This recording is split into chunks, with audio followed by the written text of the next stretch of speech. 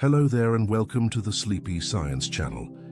Tonight we'll be exploring the quiet landscapes within, the mysterious realms of human memory and dreams, places where time bends, where forgotten moments resurface, and where the mind weaves stories all its own. Within us lies a vast library of experiences, feelings, and images we've gathered across our lives. Some memories shine clearly, while others fade like distant stars. Some dreams feel more real than waking life, while others slip away before we can grasp them. The inner world of memory and dreams is both familiar and strange, something we experience every day, yet never fully understand. If you enjoy these quiet explorations, I invite you to like and subscribe or share a simple thought down in the comments.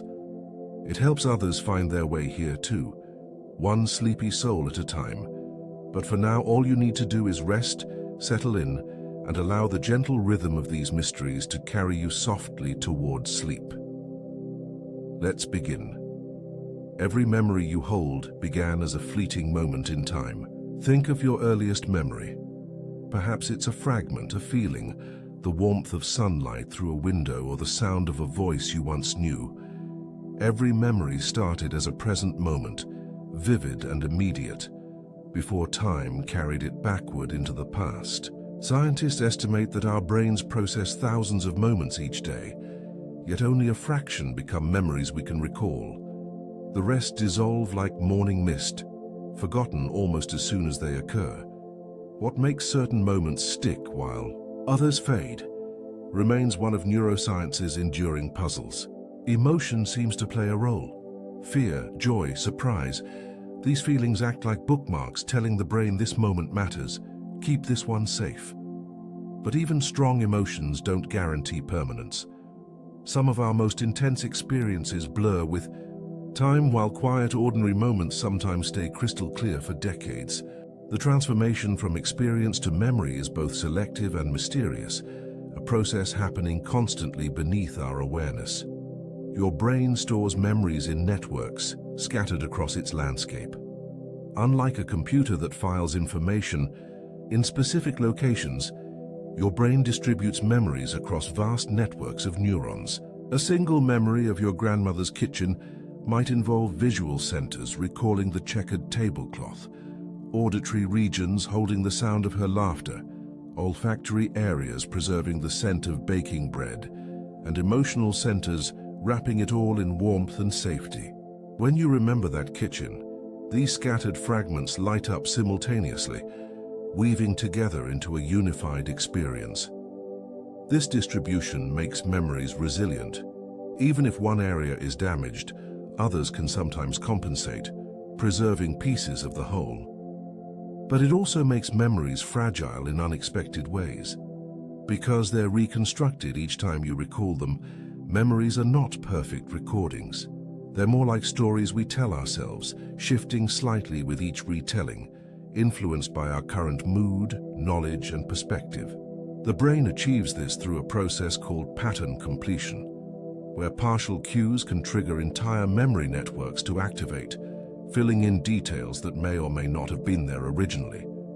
Neurons that fire together wire together, forming memory traces. When you experience something new, networks of neurons activate in specific patterns. If that pattern repeats or if the experience is meaningful enough, the connections between those neurons strengthen. Neuroscientists call this Hebbian learning, summarized by the phrase neurons that fire together, wire together. These strengthened connections form what's called a memory trace or engram, a physical change in the brain that represents the memory. Over time and with repeated activation, these traces can become quite stable, allowing you to recall information years or even decades later. But the process is not simply about storage. Each time you recall a memory, the trace is reactivated and then must be reconsolidated, stored again. During this vulnerable window, the memory can be altered, updated with new information, or even weakened. This reconsolidation process explains why memories are malleable rather than fixed. why psychotherapy can sometimes help people reframe traumatic memories, and why each act of remembering potentially changes what's remembered. Some memories feel vivid, yet never actually happened. Our minds are remarkably creative, sometimes too creative. False memories, recollections of events that never occurred, are far more common than most people realize. In studies, researchers have successfully implanted false childhood memories in participants, convincing them they were once lost in a shopping mall or met Bugs Bunny at Disneyland, neither of which actually happened. These aren't lies. The people genuinely believe these memories are real.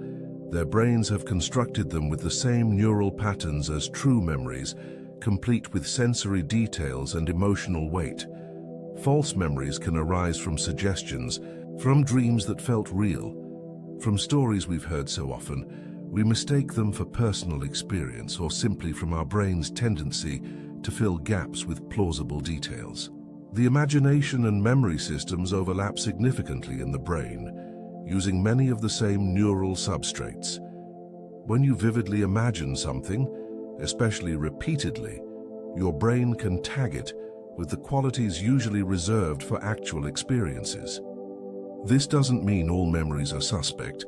Many are accurate and reliable, but it reminds us that memory is an act of creation as much as preservation, shaped by imagination as well as reality. The Mandela effect reveals how collective false memories form. Sometimes large groups of people share the same false memory, a phenomenon dubbed the Mandela effect, after many people falsely remembered Nelson Mandela dying in prison in the 1980s, when he actually died in 2013. People remember the Monopoly man having a monocle, he doesn't. They remember a children's book series as Berenstain Bears rather than Berenstain Bears. They recall Darth Vader saying, "Luke, I am your father," when the actual line is, "No, I am your father."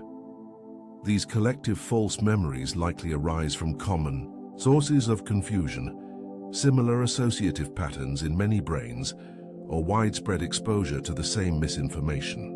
The monocle association may come from other wealthy characters who do wear them. The Berenstain spelling seems more natural to English speakers. The misquoted Star Wars line is more dramatic and context-free, making it spread more easily. The Mandela effect demonstrates that memory errors are not random, but often predictable, following the brain's natural tendencies to simplify, regularize, and fill in missing information based on schemas and expectations. Childhood amnesia erases our earliest years from conscious recall. You cannot remember being born. You likely cannot remember your first steps, your first words, or most of the first few years of your life. This phenomenon, called childhood amnesia or infantile amnesia, affects everyone. Most people's earliest memories begin around age 3 or 4, with only scattered fragments from before. Yet those years were full of learning, growth, and experience. You acquired language, learned to walk, formed attachments, and developed a sense of self. All of it happened, yet nearly all of it is lost to conscious memory. Scientists believe this occurs partly because the infant brain is still developing, its memory systems not yet mature enough to form lasting autobiographical memories. The hippocampus, crucial for encoding long-term memories, continues developing through early childhood. Additionally, infants lack the narrative framework and sense of self that help organize experiences into retrievable memories. Language development may play a role too, as verbal encoding helps stabilize memories. Without words to describe experiences, those early memories may form differently, perhaps more as sensory or emotional impressions than as coherent narratives. Those early years shaped who you became, but they left no story you can consciously tell, like a prologue written in invisible ink. The development of autobiographical memory follows a predictable trajectory. Around age 2, children begin developing a sense of self, recognizing themselves in mirrors and using the word me. This emerging self-awareness coincides with the beginning of autobiographical memory formation. By age 3 or 4, children start forming memories they'll carry into adulthood, though these early memories are often fragmentary. The richness and coherence of autobiographical memories increase throughout childhood, shaped significantly by how parents and caregivers talk with children about their experiences.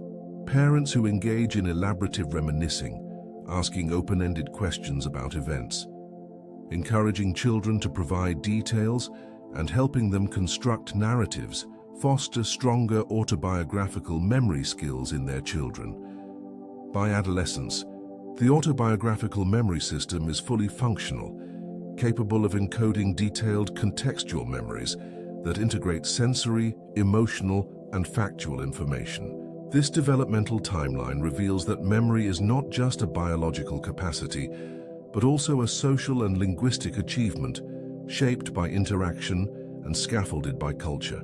Your brain consolidates memories while you sleep. As you drift into sleep each night, your brain doesn't rest. It works, quietly organizing the day's experiences, deciding what to keep and what to discard. During deep sleep, the brain replays neural patterns from the day, strengthening connections between neurons, transforming fragile short-term impressions into more stable long-term memories. This process, called consolidation, is why sleep improves learning and memory retention. Students who sleep after studying remember more than those who stay awake. The brain also appears to clear away unnecessary details during sleep, keeping the meaningful signal while reducing the noise. During slow-wave sleep, the hippocampus replays recent experiences to the cortex, transferring them from temporary to long-term storage. During REM sleep, these newly stored memories may be integrated with existing knowledge, finding connections and meaning. Dreams may play a role in this sorting process, though exactly how remains mysterious. What seems certain is that sleep is not merely rest, but active memory processing. Each night, as you lose consciousness, your mind is curating the library of your life, filing away today's chapters, strengthening important connections, and preparing space for tomorrow's experiences. Sleep stages serve different memory functions. The various stages of sleep appear to consolidate different types of memories. Deep, slow-wave sleep seems particularly important for declarative memories, facts and events you can consciously recall. The slow oscillations during this stage facilitate the transfer of information from the hippocampus to the cortex for long-term storage. REM sleep, with its high neural activity and vivid dreams, appears more important for procedural memory, learning skills and procedures, and for emotional memory processing. Studies show that people deprived of REM sleep struggle more with emotional regulation and show reduced ability to learn motor skills. Even brief naps can enhance memory, with the benefits depending on whether the nap includes slow-wave sleep, REM sleep, or both. The architecture of a full night's sleep, cycling through these stages multiple times, seems optimized for comprehensive memory processing. Disrupting this architecture through sleep deprivation, irregular sleep schedules, or sleep disorders impairs memory formation across multiple domains, affecting both what we remember and how we feel about what we remember. Dreams blend memory fragments into surreal narratives. When you dream, your mind becomes a storyteller without rules. It pulls fragments from your day, pieces from your past, emotions from your present, and weaves them into scenarios that make no logical sense, yet feel entirely natural while you're in them. You might find yourself in your childhood home, but the rooms are wrong and suddenly you're at work. Except your colleague is actually your third-grade teacher. And now you're flying, and none of this seems strange until you wake. Dreams draw heavily on memory, but they remix it freely, unconstrained by time, space, or possibility. This creative recombination may serve a purpose. Some researchers believe dreams help the brain find unexpected connections between experiences, solving problems in ways waking thought cannot. The sleeping brain, freed from the constraints of logic and the demands of the external world, can explore associations more freely, potentially discovering novel solutions or insights. Others suggest dreams process emotions, allowing us to rehearse responses to threats or work through unresolved feelings in a safe, simulated environment. Still others think dreams may be simply noise, random neural firing that our meaning-seeking minds try to make sense of, spinning narratives from static. The truth may involve all of these functions, with different dreams serving different purposes across the night. The continuity hypothesis suggests dreams reflect waking concerns. While dreams can be bizarre and surreal, they're not entirely random. The continuity hypothesis proposes that dream content reflects the dreamer's waking life, concerns, relationships, and emotional preoccupations. Studies support this idea. People dream about the people they know, the places they frequent, and the worries they carry. Someone stressed about work will have work-related dreams. Someone grieving will dream of the person they lost. The details may be transformed. The colleague might become a talking cat. The lost loved one might appear young and healthy, but the underlying emotional content remains tied to waking life. This continuity suggests dreams serve some function in processing daily experience, even if we don't yet fully understand what that function is. Dreams are not messages from an unconscious other, but reflections of the conscious self, turned strange by the brain's nighttime mode of operation. They're distorted mirrors, showing us ourselves from unfamiliar angles, our concerns reframed in the language of symbol and metaphor. Most dreams are forgotten within minutes of waking. Each night you dream multiple times, cycling through several periods of REM sleep, when dreams are most vivid and story-like. Yet by morning, most have vanished. You might remember a fragment from the last dream before waking, but the earlier ones dissolve completely, as though they never occurred. This forgetting is not a failure, but seems to be by design.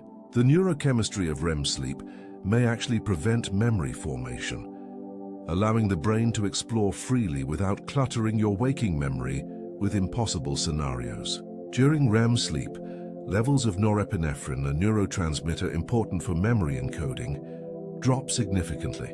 This chemical environment allows the brain to process and integrate information without necessarily forming explicit memories of the processing itself. Dreams occupy a strange space between experience and non-experience. While you're in them, they feel real, engaging your emotions and senses fully.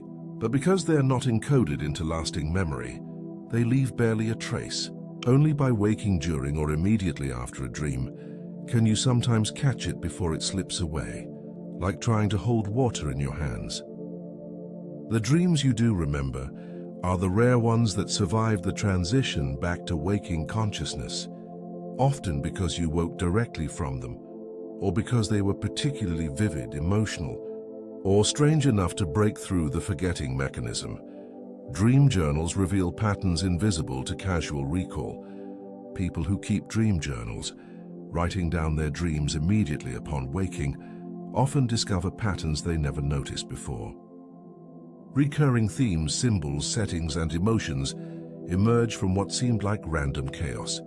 The act of recording dreams also improves dream recall, training the brain to prioritize retaining these normally ephemeral experiences. Some dedicated dream journalers report that over time, their dreams become more vivid, more coherent, and more memorable. This suggests that the brain's tendency to forget dreams is not absolute but modifiable, responding to the attention and value we place on remembering them.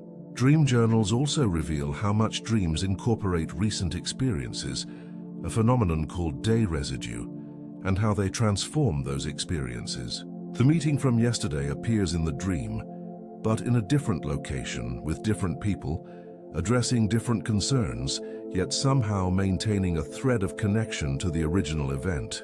Tracking these transformations offers a unique window into how the sleeping brain processes waking experience.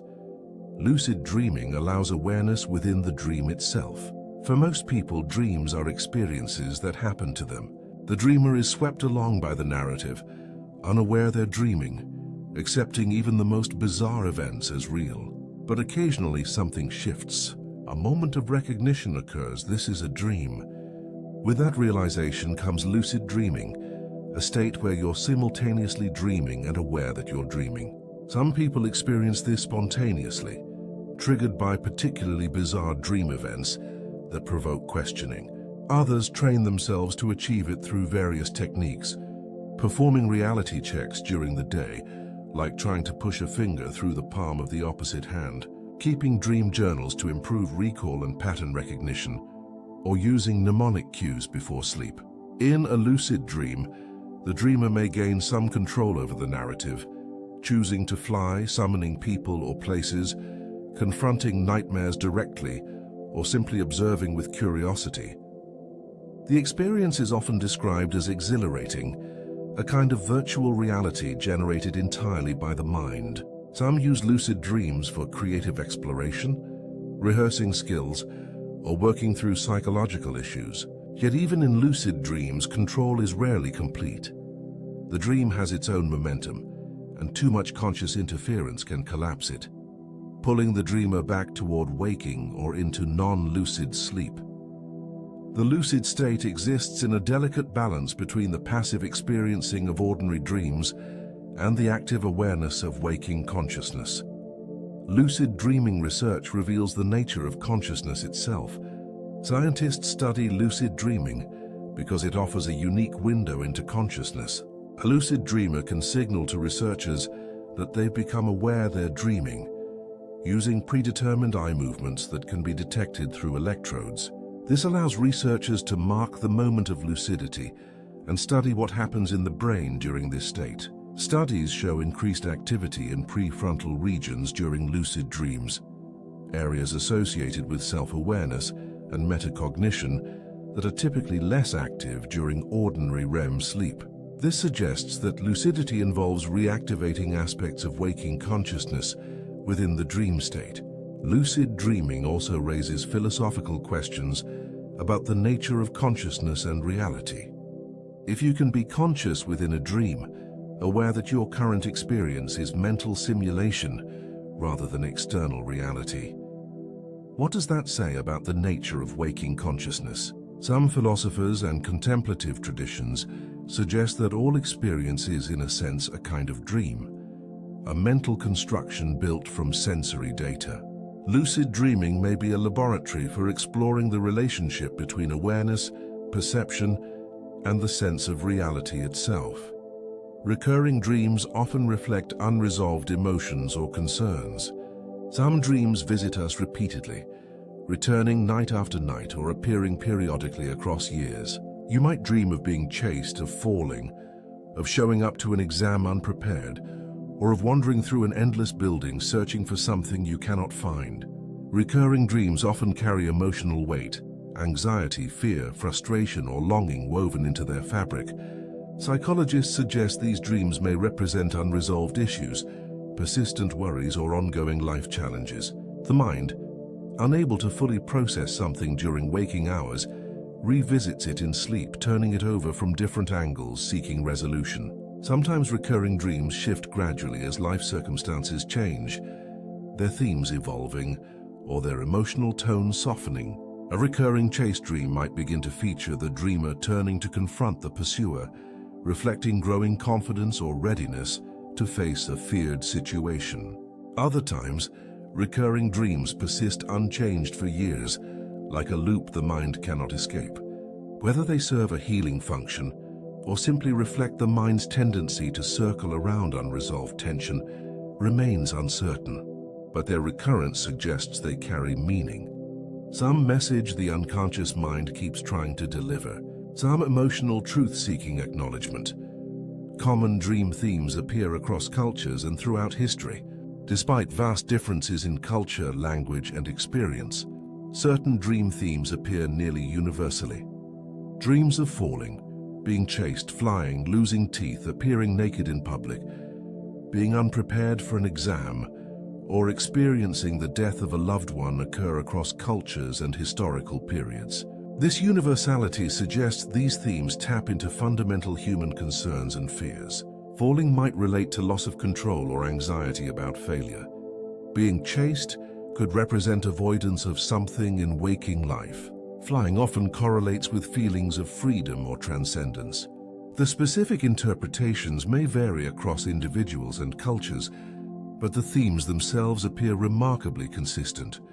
Evolutionary psychologists suggest these common dreams might reflect ancient adaptive concerns, threats our ancestors faced, anxieties about social standing, or rehearsals for dangerous situations. While modern humans rarely face predators, the brain's threat detection system, honed over millennia, continues to generate dreams of pursuit and danger.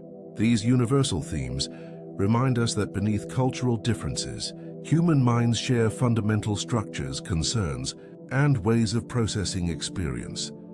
Nightmares are more common in children, but can persist through life. Fear invades dreams more easily than we might wish. Nightmares, dreams filled with terror, danger, or distress, are especially common in childhood, when the boundaries between imagination and reality are still forming, and when daily life presents many new and potentially frightening experiences. Young children often have nightmares about monsters, separation from parents, or undefined threats lurking in darkness. Most children outgrow frequent nightmares as their brains mature and their sense of safety solidifies. Yet nightmares can return or persist in adults, especially during times of stress, trauma, or significant life change. Adults might dream of failing at important tasks, losing loved ones, or reliving actual traumatic events. For some, recurring nightmares become a chronic presence, disrupting sleep and carrying their emotional weight into waking hours. Nightmares may serve an adaptive function, allowing the brain to rehearse responses to threats in a safe environment, or to process frightening experiences from the past, gradually reducing their emotional intensity through repeated controlled exposure. But when they become too frequent or intense, they can interfere with rest and well-being, contributing to anxiety, sleep deprivation, and reduced quality of life. The line between an adaptive dream and a harmful one is unclear, shaped by individual experience and the mind's particular way of processing fear. Post-traumatic nightmares differ from ordinary bad dreams. People who've experienced severe trauma often develop a specific pattern of nightmares. Unlike ordinary bad dreams, which tend to be symbolic and varied, post-traumatic nightmares often replay the actual traumatic event, sometimes with little variation night after night. These dreams are a core symptom of post-traumatic stress disorder, PTSD, and reflect the brain's struggle to process and integrate overwhelming experiences.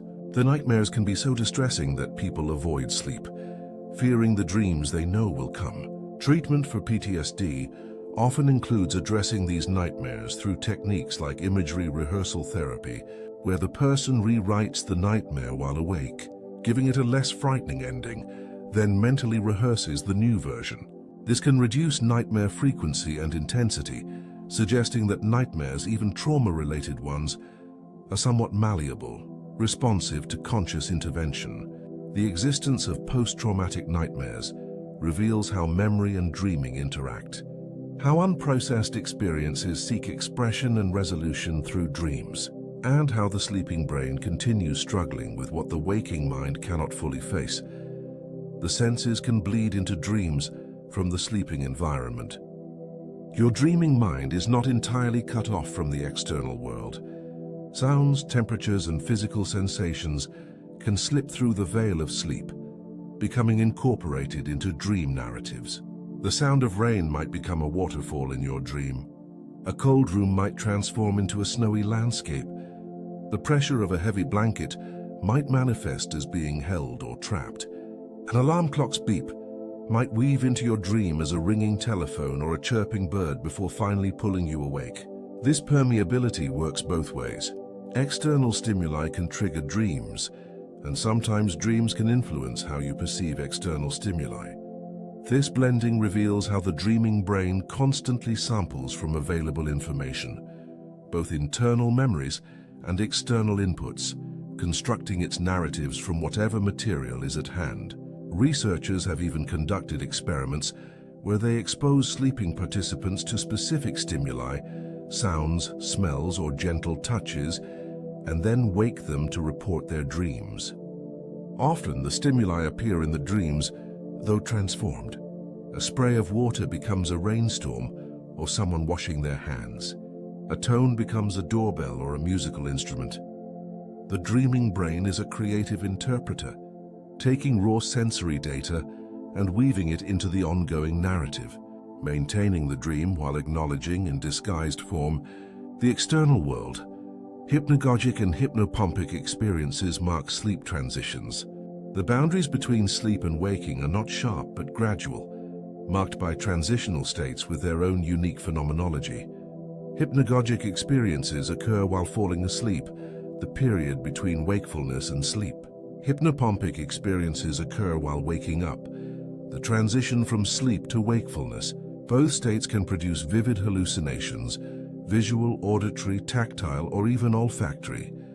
Brief sensory experiences that feel real but arise entirely from within. You might see faces, geometric patterns, or complex scenes. You might hear voices calling your name, music, or strange sounds.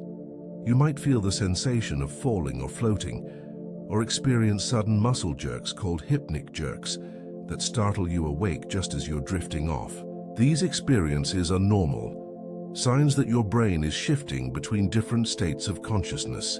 The neural systems that maintain clear boundaries between imagination and perception during waking begin to relax as you fall asleep, allowing internally generated images and sensations to feel more real. Similarly, waking up involves re-engaging those boundary-maintaining systems, and in the moments before they fully come online, dream content can briefly bleed into waking perception. These transitional states reveal how much work the brain does to maintain our normal sense of reality, work that becomes visible only when it temporarily suspends during sleep transitions. Sleep paralysis traps the mind between sleep and waking. Sometimes during the transition between sleep and wakefulness, something goes wrong. The body remains paralyzed, a normal feature of REM sleep that prevents us from acting out our dreams, but the mind becomes conscious. This is sleep paralysis, and it can be terrifying. Unable to move or speak, people often experience hallucinations, sensing a presence in the room, feeling pressure on their chest, or hearing strange sounds. These hallucinations likely arise from the brain's attempt to explain the paralysis, creating a narrative, usually threatening, to make sense of the frightening experience. The sensation of a presence or entity is particularly common, leading to rich cultural mythologies about sleep paralysis demons, incubi and succubi, alien abductions, and supernatural visitations. The old hag, witch, or demon sitting on the chest appears in folklore across many cultures, different names for the same neurological phenomenon. Though deeply unsettling, sleep paralysis is benign, lasting only seconds to minutes before the body fully wakes and movement returns. It occurs more frequently when sleep-deprived, sleeping in unusual positions, or during periods of stress.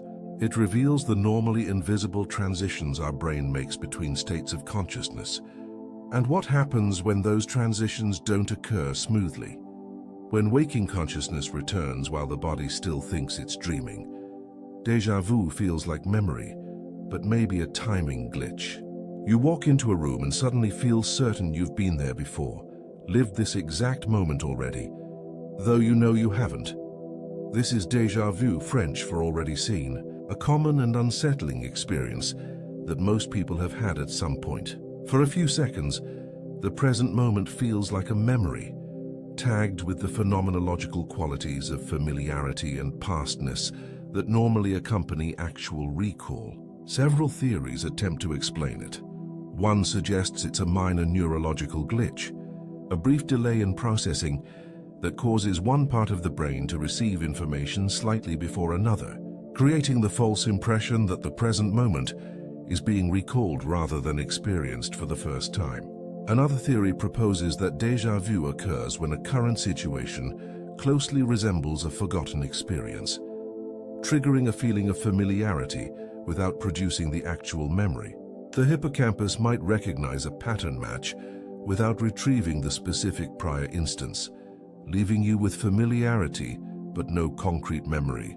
Still others suggest it involves the brain's recognition system misfiring, inappropriately tagging new experiences with the neural signature normally reserved for old ones. Whatever its cause, déjà vu reminds us that the boundary between memory and perception is thinner than we imagine, and that the feeling of remembering can occur even when there's nothing to remember, a false positive in the brain's complex system for distinguishing past from present. Jamais vu is déjà vu's opposite, making the familiar feel strange.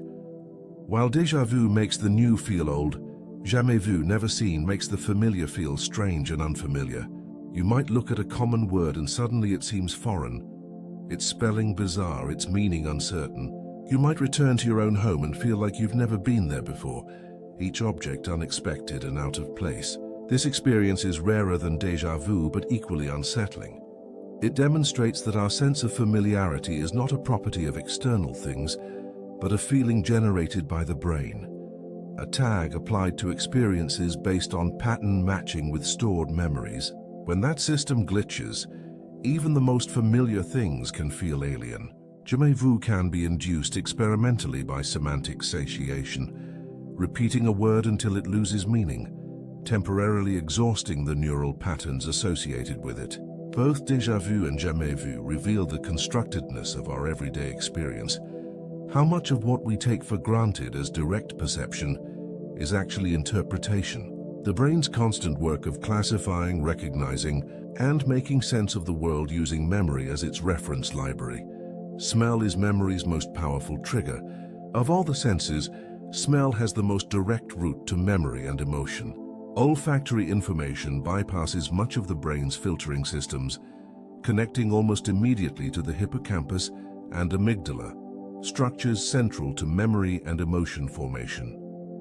This is why a sudden scent can transport you instantly backward in time with startling clarity and emotional force.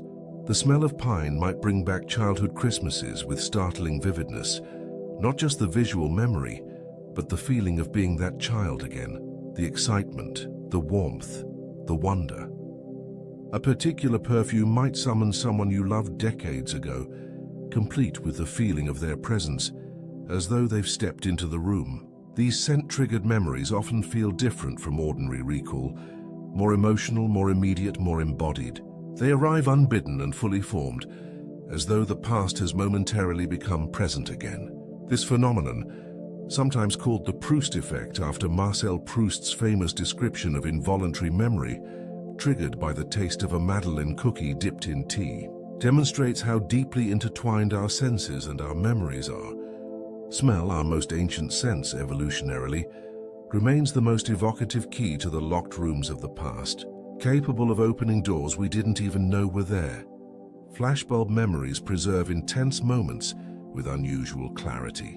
Certain moments sear themselves into memory with extraordinary vividness, as though photographed by a sudden bright flash.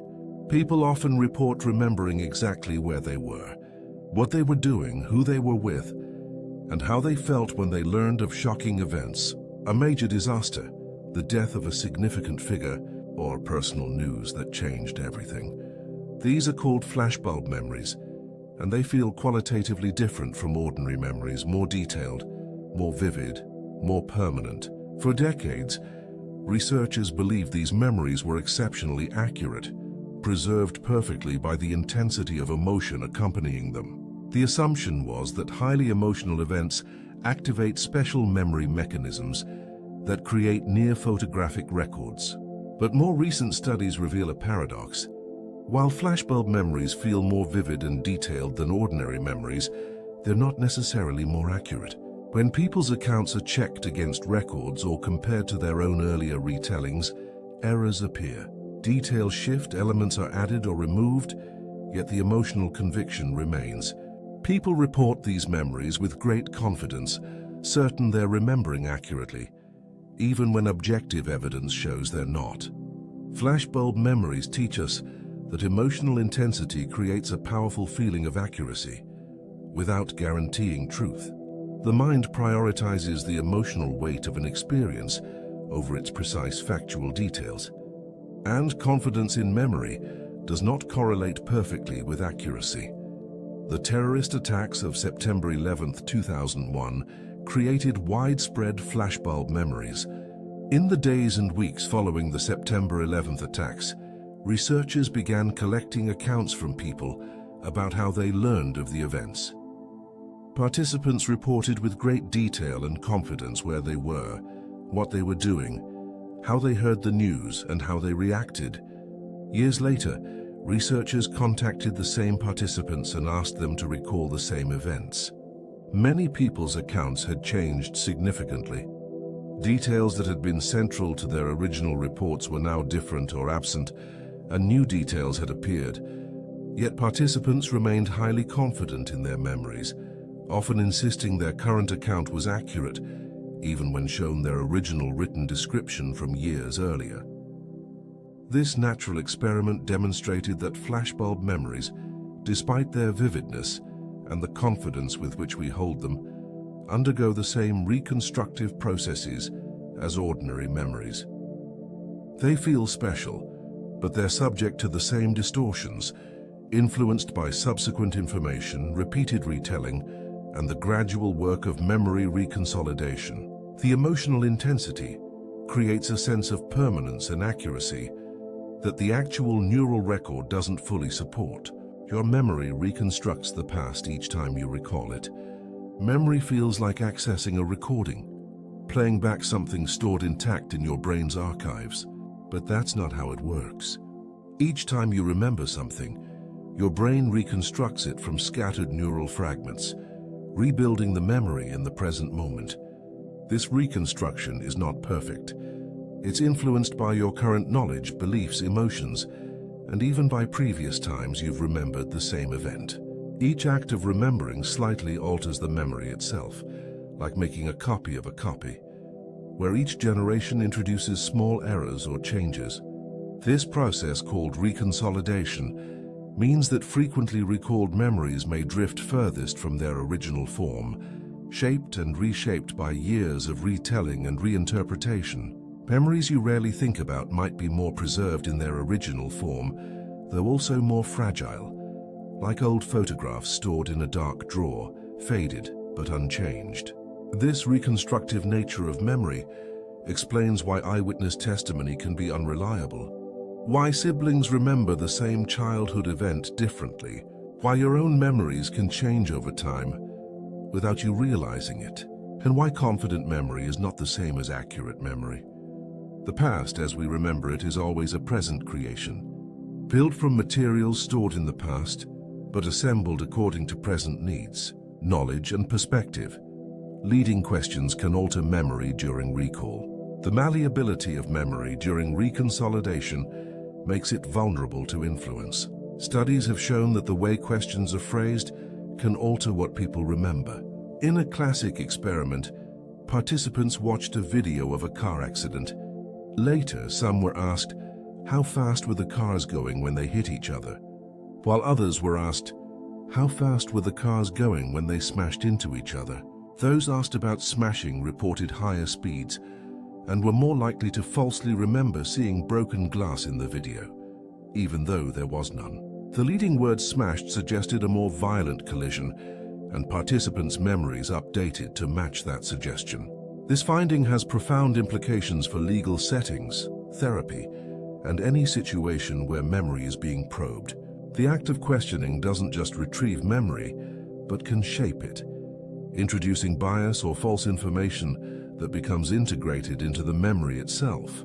Interviewers who ask leading questions, even unintentionally, can inadvertently alter the memories of witnesses, victims, or patients, creating false certainty about events that never occurred, or distorting the details of events that did. Forgetting is not failure, but a necessary function of memory. We often think of forgetting as a flaw, a frustrating limitation of the mind, a failure of a system that should retain everything. But forgetting may be as important as remembering.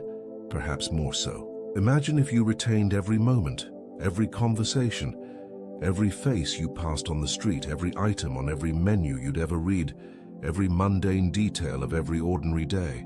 Your mind would be overwhelmed with irrelevant information, unable to distinguish the meaningful from the trivial, unable to find the signal in the noise. Forgetting allows the brain to manage its limited resources, clearing away what's no longer needed to make space for what matters. It also helps us move forward in time and in life. The gradual fading of painful memories can be healing, allowing emotional wounds to lose their sharp edges. Forgetting outdated information prevents it from interfering with current knowledge. Think how hard it would be to remember your current phone number if you remembered with equal clarity all your previous phone numbers. Some researchers believe the brain actively suppresses or removes memories, not just letting them decay passively, but deliberately clearing them away through processes that weaken specific synaptic connections. What feels like loss might actually be careful curation. The mind as librarian, deciding what deserves shelf space and what can be discarded to make room for new acquisitions. Some people remember nearly everything, a burden as much as a gift. For most people, forgetting is automatic and constant, a background process that runs without conscious effort. But a handful of individuals have a condition called highly superior autobiographical memory, or HSAM. They can recall nearly every day of their lives from adolescence onward with extraordinary detail. Ask them what they did on a random Tuesday 15 years ago, and they can tell you the weather, what they wore, what they ate, who they spoke to, conversations they had, how they felt. At first, this sounds like a superpower, an enviable ability that would make life richer and learning effortless. But many people with HSM describe it as exhausting and sometimes painful. They cannot forget embarrassing moments, past conflicts, or old heartbreaks the way others can. The ability to move on, to let the past fade, requires forgetting, and they lack that capacity. The past feels constantly present, crowding into their awareness unbidden. They struggle to let go and move forward because nothing fades for them. Old grudges remain fresh. Past hurts sting as sharply as they did years ago, and the accumulation of remembered detail can feel overwhelming. Their experience reveals a truth about memory, that healthy forgetting is not a bug but a feature. The brain is designed not just to preserve but to filter, to fade and to forget. The inability to forget can be as much a disability as the inability to remember, disrupting the natural rhythms of emotional healing and personal growth. Memory changes as we age, but wisdom often deepens. As people grow older, certain types of memory decline while others remain stable or even improve. Episodic memory, the ability to recall specific events and experiences, often weakens with age. Older adults may struggle to remember where they put their keys, what they walked into a room for, or names of acquaintances they don't see frequently. Processing speed slows, and learning new information takes more effort and more repetition. Working memory capacity, the ability to hold and manipulate information temporarily, also tends to decline. These changes can be frustrating, creating anxiety about cognitive health and independence. Yet other aspects of memory and cognition can remain strong or even improve with age. Semantic memory, knowledge of facts, concepts, and vocabulary, often stays intact or grows richer throughout life. Older adults typically have larger vocabularies and deeper pools of general knowledge than younger ones. Procedural memory for well-learned skills remains quite stable. You don't forget how to ride a bike or how to read. Perhaps most importantly, wisdom often increases with age. The ability to see patterns across situations, understand context and nuance, maintain perspective, and offer sound judgment. Wisdom is built on decades of accumulated experience, countless situations navigated, problems solved, and patterns recognized.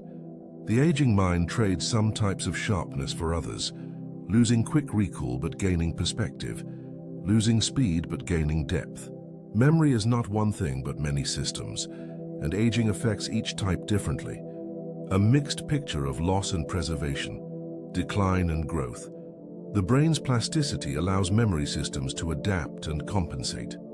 Even as we age or after injury, the brain retains remarkable plasticity, the ability to reorganize and form new connections. When one memory system is damaged, others can sometimes compensate, taking over functions or finding alternative pathways to achieve similar outcomes. Stroke patients who lose language abilities can sometimes recover through intensive rehabilitation that leverages this plasticity, recruiting new brain areas to support communication. Memory training and cognitive rehabilitation can help people develop strategies to work around deficits, using strengths to compensate for weaknesses. This plasticity is greatest in childhood, but continues throughout life. The brain is not a fixed machine, but an adaptive system, constantly reshaping itself in response to experience, damage, and demand. Even in older age, learning new skills, staying socially engaged, and challenging yourself cognitively can maintain and even enhance memory function by building cognitive reserve, a kind of neural redundancy that provides backup when primary systems decline. The brain's adaptability offers hope that memory is not destiny, that decline can be slowed or partially reversed, and that even damaged memory systems can find ways to function. Emotion colors memory, making some moments shine brighter than others. Neutral events slip away easily. You probably can't recall most of your commute from last week or what you ate for lunch 3 Tuesdays ago, but emotionally charged moments tend to stick with remarkable persistence. The brain treats emotion as a signal of importance, releasing chemicals during emotional experiences that strengthen memory formation. During emotionally arousing events, the amygdala, the brain's emotional processing center, becomes active and modulates memory consolidation in the hippocampus. This is why you remember your first kiss, the day you got your dream job, the moment you received devastating news, the birth of a child, or the loss of someone dear. Joy, fear, surprise, and grief all act as highlighters, marking certain experiences for preservation, tagging them as significant and worthy of long-term storage. However, emotion doesn't just strengthen memory, it also shapes it, sometimes distorting details while preserving the feeling. You might remember an event as more dramatic, more frightening, or more wonderful than it actually was, because the emotional response has grown larger than the facts over time. Memory and emotion are inseparable partners, each influencing the other, creating a past that's as much about how we felt as what actually happened. This emotional modulation serves an adaptive function, ensuring we remember threats to avoid, rewards to seek, and meaningful social interactions to learn from. Stress can enhance or impair memory depending on timing and intensity. The relationship between stress and memory is complex and non-linear. Moderate stress during learning can actually enhance memory formation.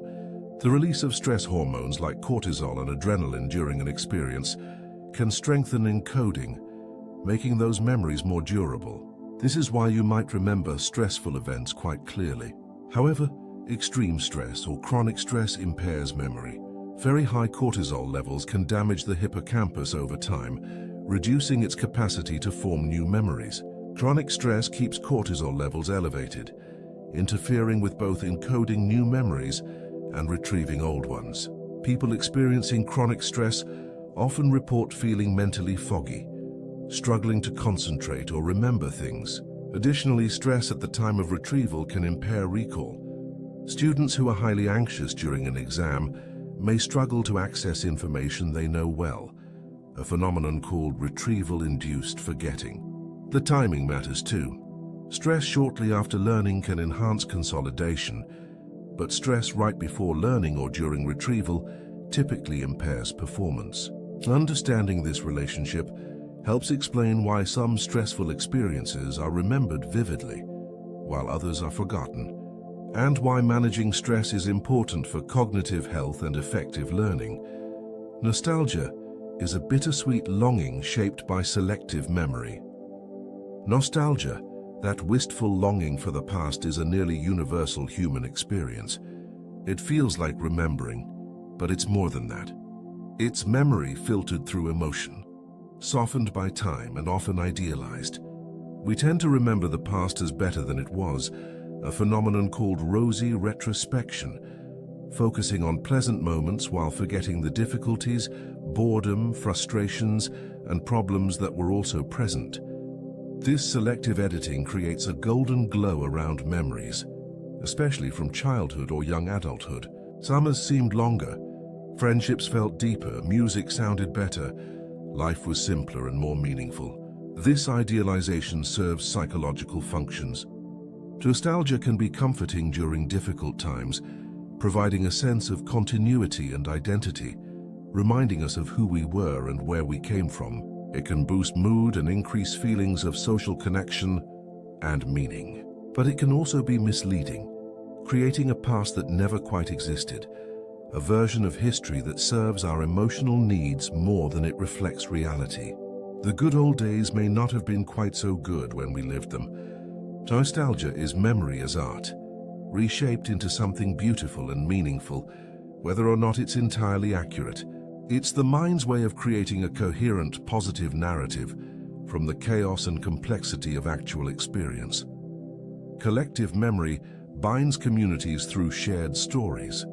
Memory is not only personal but social. Groups, communities, and entire cultures develop collective memories, shared narratives about the past that shape identity and values. These might be historical events, founding myths, cultural traditions, shared traumas like wars or disasters, or triumphs like independence or great achievements. Collective memory is maintained through stories, rituals, monuments, holidays, and repeated tellings, passing from generation to generation, even to those who didn't directly experience the original events. It creates a sense of belonging and continuity, connecting individuals to something larger than themselves, to ancestors, to tradition, to shared purpose. Nations have collective memories about their founding and development. Families have stories about grandparents and great-grandparents. Religious communities remember sacred histories. These shared memories shape how groups see themselves and their place in the world.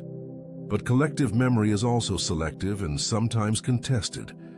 Different groups remember the same events differently. What one community celebrates as heroic, another may remember as oppressive or tragic. These competing narratives reveal how memory, even at a collective level, is not objective fact but interpretation shaped by perspective, power, values, and purpose. The stories we tell about the past, both as individuals and as groups, define who we are in the present and influence where we believe we should go in the future. Amnesia reveals how central memory is to identity. Imagine waking with no memory of who you are. No name, no history, no relationships, no knowledge of your own personality, preferences, or past. This is the reality for people with severe amnesia, whether from injury, illness, or psychological trauma. Their experience reveals something profound about human consciousness and selfhood. Without memory, the sense of self becomes fragmented or vanishes entirely. We are in many fundamental ways our memories. Our identity is built from the accumulated experiences, relationships, and knowledge we've gathered across our lives. When memory is lost, the person who remains can feel like a stranger to themselves, a consciousness without context. Amnesia cases also reveal the different types of memory that can be selectively impaired or preserved. Someone might lose all autobiographical memory, unable to remember their own life story, yet retain procedural memory, still knowing how to tie shoes, ride a bike, or play an instrument. They might remember facts and general knowledge, semantic memory, but not personal experiences, episodic memory, or vice versa. These dissociations show that memory is not a single system, but multiple systems working together to create the experience of a continuous self across time. When these systems fail, the architecture of identity becomes visible, revealed by its absence. The case of Henry Molaison transformed neuroscience understanding of memory. One of the most famous cases in neuroscience is that of Henri Molaison, known for decades by his initials HM in 1953, to treat his severe epilepsy. Surgeons removed portions of his brain, including most of his hippocampus. The surgery reduced his seizures, but left him with profound amnesia. After the operation, HM could no longer form new long-term memories. He could hold a conversation, but minutes later he would forget it completely, unable to remember meeting the person or what they discussed. Each day was new, disconnected from all previous days since his surgery. Yet remarkably, his other cognitive abilities remained intact. His personality, intelligence, and skills from before the surgery were preserved. He could still speak, reason, and interact normally in the moment. He could learn new motor skills through practice, though he wouldn't remember practicing them. His case revealed that the hippocampus is essential for forming new long-term declarative memories, but not for short-term memory, procedural learning, or accessing old memories formed before the damage. HM's tragedy became neuroscience's gain, providing unprecedented insights into how memory is organized in the brain. He participated in research for the rest of his life, always meeting researchers as if for the first time, forever trapped in the moment, unable to add to his life story, yet paradoxically contributing enormously to humanity's understanding of memory. Dreams sometimes solve problems that confuse the waking mind. Throughout history, people have reported solving problems in their dreams, finding solutions that eluded them during waking hours. The chemist Auguste Kekulé famously dreamed of a snake biting its tail, which led to his understanding of the benzene ring structure. Paul McCartney said the melody for Yesterday came to him in a dream, fully formed. Elias Howe, inventor of the sewing machine, reportedly dreamed of spears with holes near their tips, inspiring his design for the needle. While these anecdotes are legendary, scientific research supports the idea that sleep and dreaming can facilitate problem-solving. Studies show that people given a puzzle before sleep often wake with novel solutions. REM sleep in particular seems to promote creative connections, perhaps because the brain is freed from the constraints of logic and linear thinking. The dreaming mind can explore associations more broadly, making unexpected connections between seemingly unrelated concepts. It can try out possibilities without the practical constraints of reality. This may be why sleeping on a problem literally often helps. The conscious analytic mind can get stuck in particular approaches, unable to see alternatives. The dreaming mind, operating differently, can explore the problem space more flexibly, sometimes stumbling upon solutions the waking mind missed. REM sleep supports creative insight and pattern recognition. Beyond specific anecdotes, controlled studies have demonstrated REM sleep's role in creativity and insight. In one experiment, participants were taught a complex pattern-finding task. Those who were allowed REM sleep before retesting showed significantly better performance than those deprived of REM, and better than those who had non-REM sleep only. They were better able to extract underlying rules and see hidden patterns. Other research shows that REM sleep enhances remote associations, the ability to see connections between distantly related concepts, a key component of creative thinking. The brain during REM is highly active, particularly in areas associated with visual processing, emotion, and memory, while the prefrontal cortex, responsible for logical, linear thinking, is less active. This particular pattern of activation may allow for looser, more associative thinking.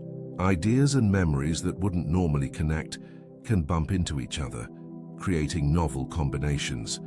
The emotional activation during REM may also help integrate emotional significance with memories, perhaps explaining why we often wake from vivid dreams with new perspectives on emotional problems. The strange, surreal logic of dreams may not be random noise, but a feature, allowing the brain to explore cognitive space in ways waking thought cannot. The sleep cycle's timing reveals when different processes occur. The cycling of sleep stages throughout the night is not random, but follows a predictable pattern that reflects different functions. In the first part of the night, slow-wave sleep predominates. This is when the deepest sleep occurs, when the body repairs itself, when growth hormone is released, when the brain consolidates factual memories. As the night progresses, REM periods become longer and more frequent. By the last few hours before waking, you're spending more time in REM sleep, dreaming more, processing emotions, integrating information, and perhaps preparing for the transition back to waking. This architecture suggests different functions for different times of night. Early sleep focuses on physical restoration and basic memory consolidation. Late sleep focuses on higher-level integration and emotional processing. Disrupting this pattern by waking in the middle or by having fragmented sleep can interfere with these functions.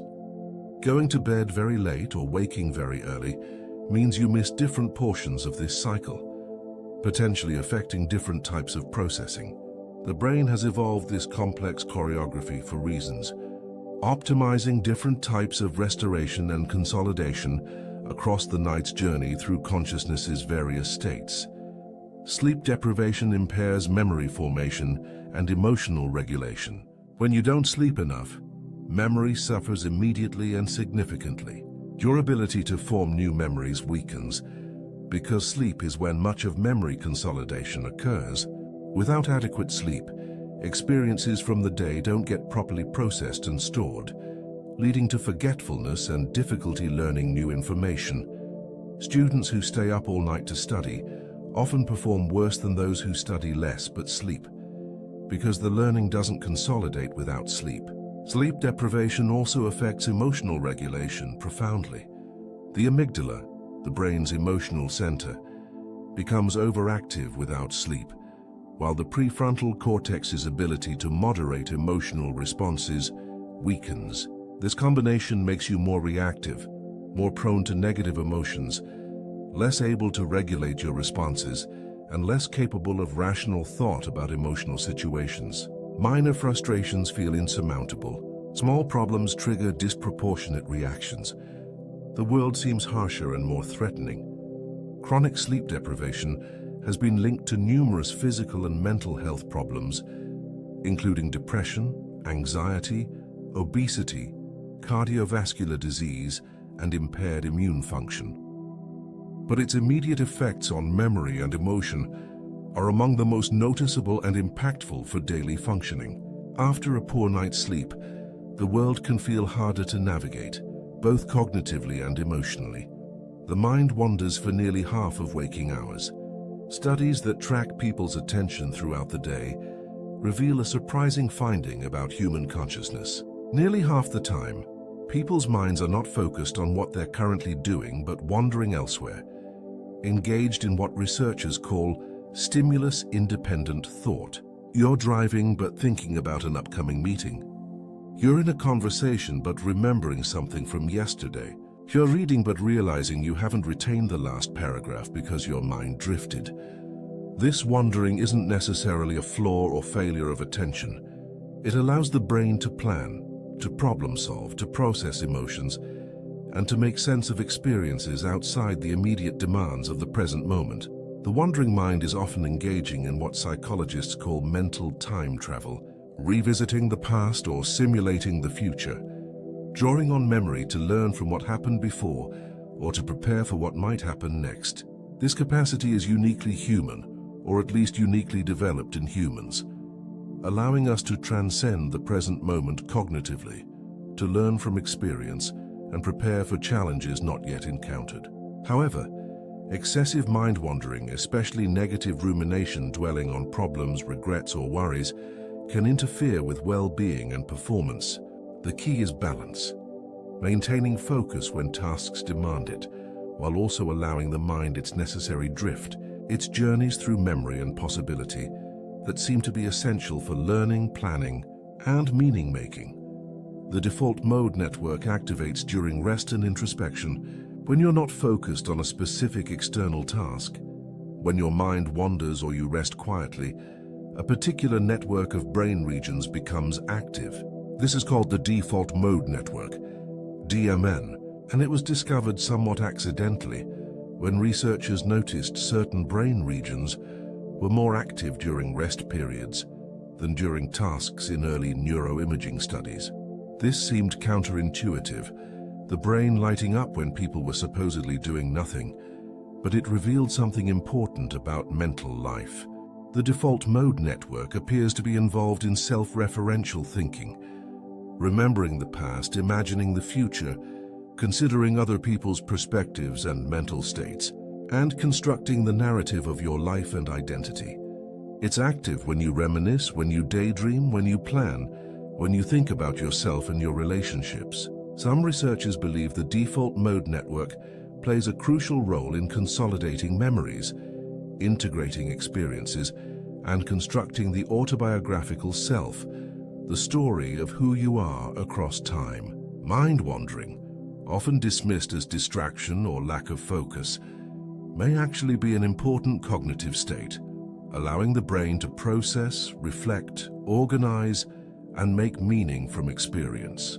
The wandering mind is not idle but working in a different mode, one essential for memory, self-understanding, and social cognition.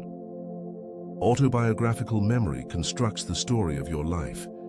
The memories that define you, your first day of school, falling in love, moments of triumph and failure, moving to a new place, losing someone important, achieving a long-held goal, form your autobiographical memory, the narrative of your life. This is not just a collection of facts about your past, but a story you tell yourself about who you are, how you became this person, what matters to you, and where you're going. Autobiographical memory is selective and self-serving, emphasizing moments that matter to your current identity, while downplaying or forgetting others. It creates continuity across time, connecting your past self to your present self, explaining how you became who you are, and providing a foundation for imagining who you might become. Psychologists find that people with richer, more detailed autobiographical memories tend to have stronger, more coherent senses of identity. Those with damage to autobiographical memory often struggle with self-concept, unsure of who they are without access to their personal history, their story. This reveals something profound about human consciousness and what it means to be a person.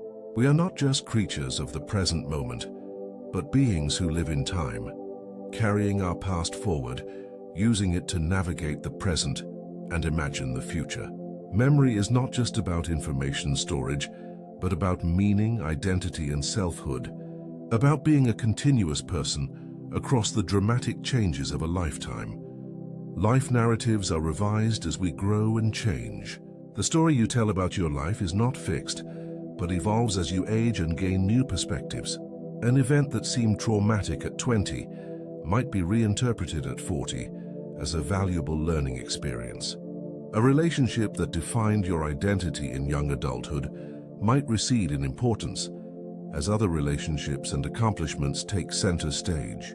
Psychologists who study life narratives find that people are constantly revising their life stories, emphasizing different events, reinterpreting motivations and meanings, and reorganizing the plot to make sense from their current vantage point. This revision is not dishonest but adaptive, allowing you to integrate new experiences and insights, to grow and change while maintaining a sense of continuity. The person you are now tells a different story about childhood than the child you were at the time. Middle age looks back on youth with different eyes than youth looked forward toward middle age. Old age may find meaning and pattern in the life arc that couldn't be seen from within.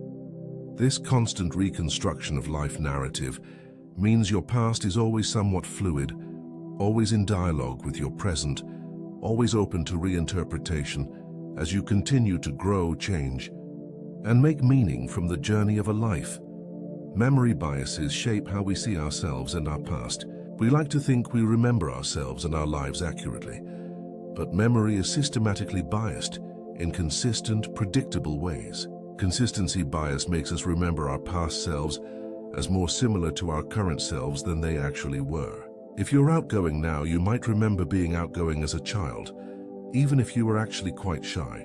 This bias helps maintain a coherent sense of identity across changes.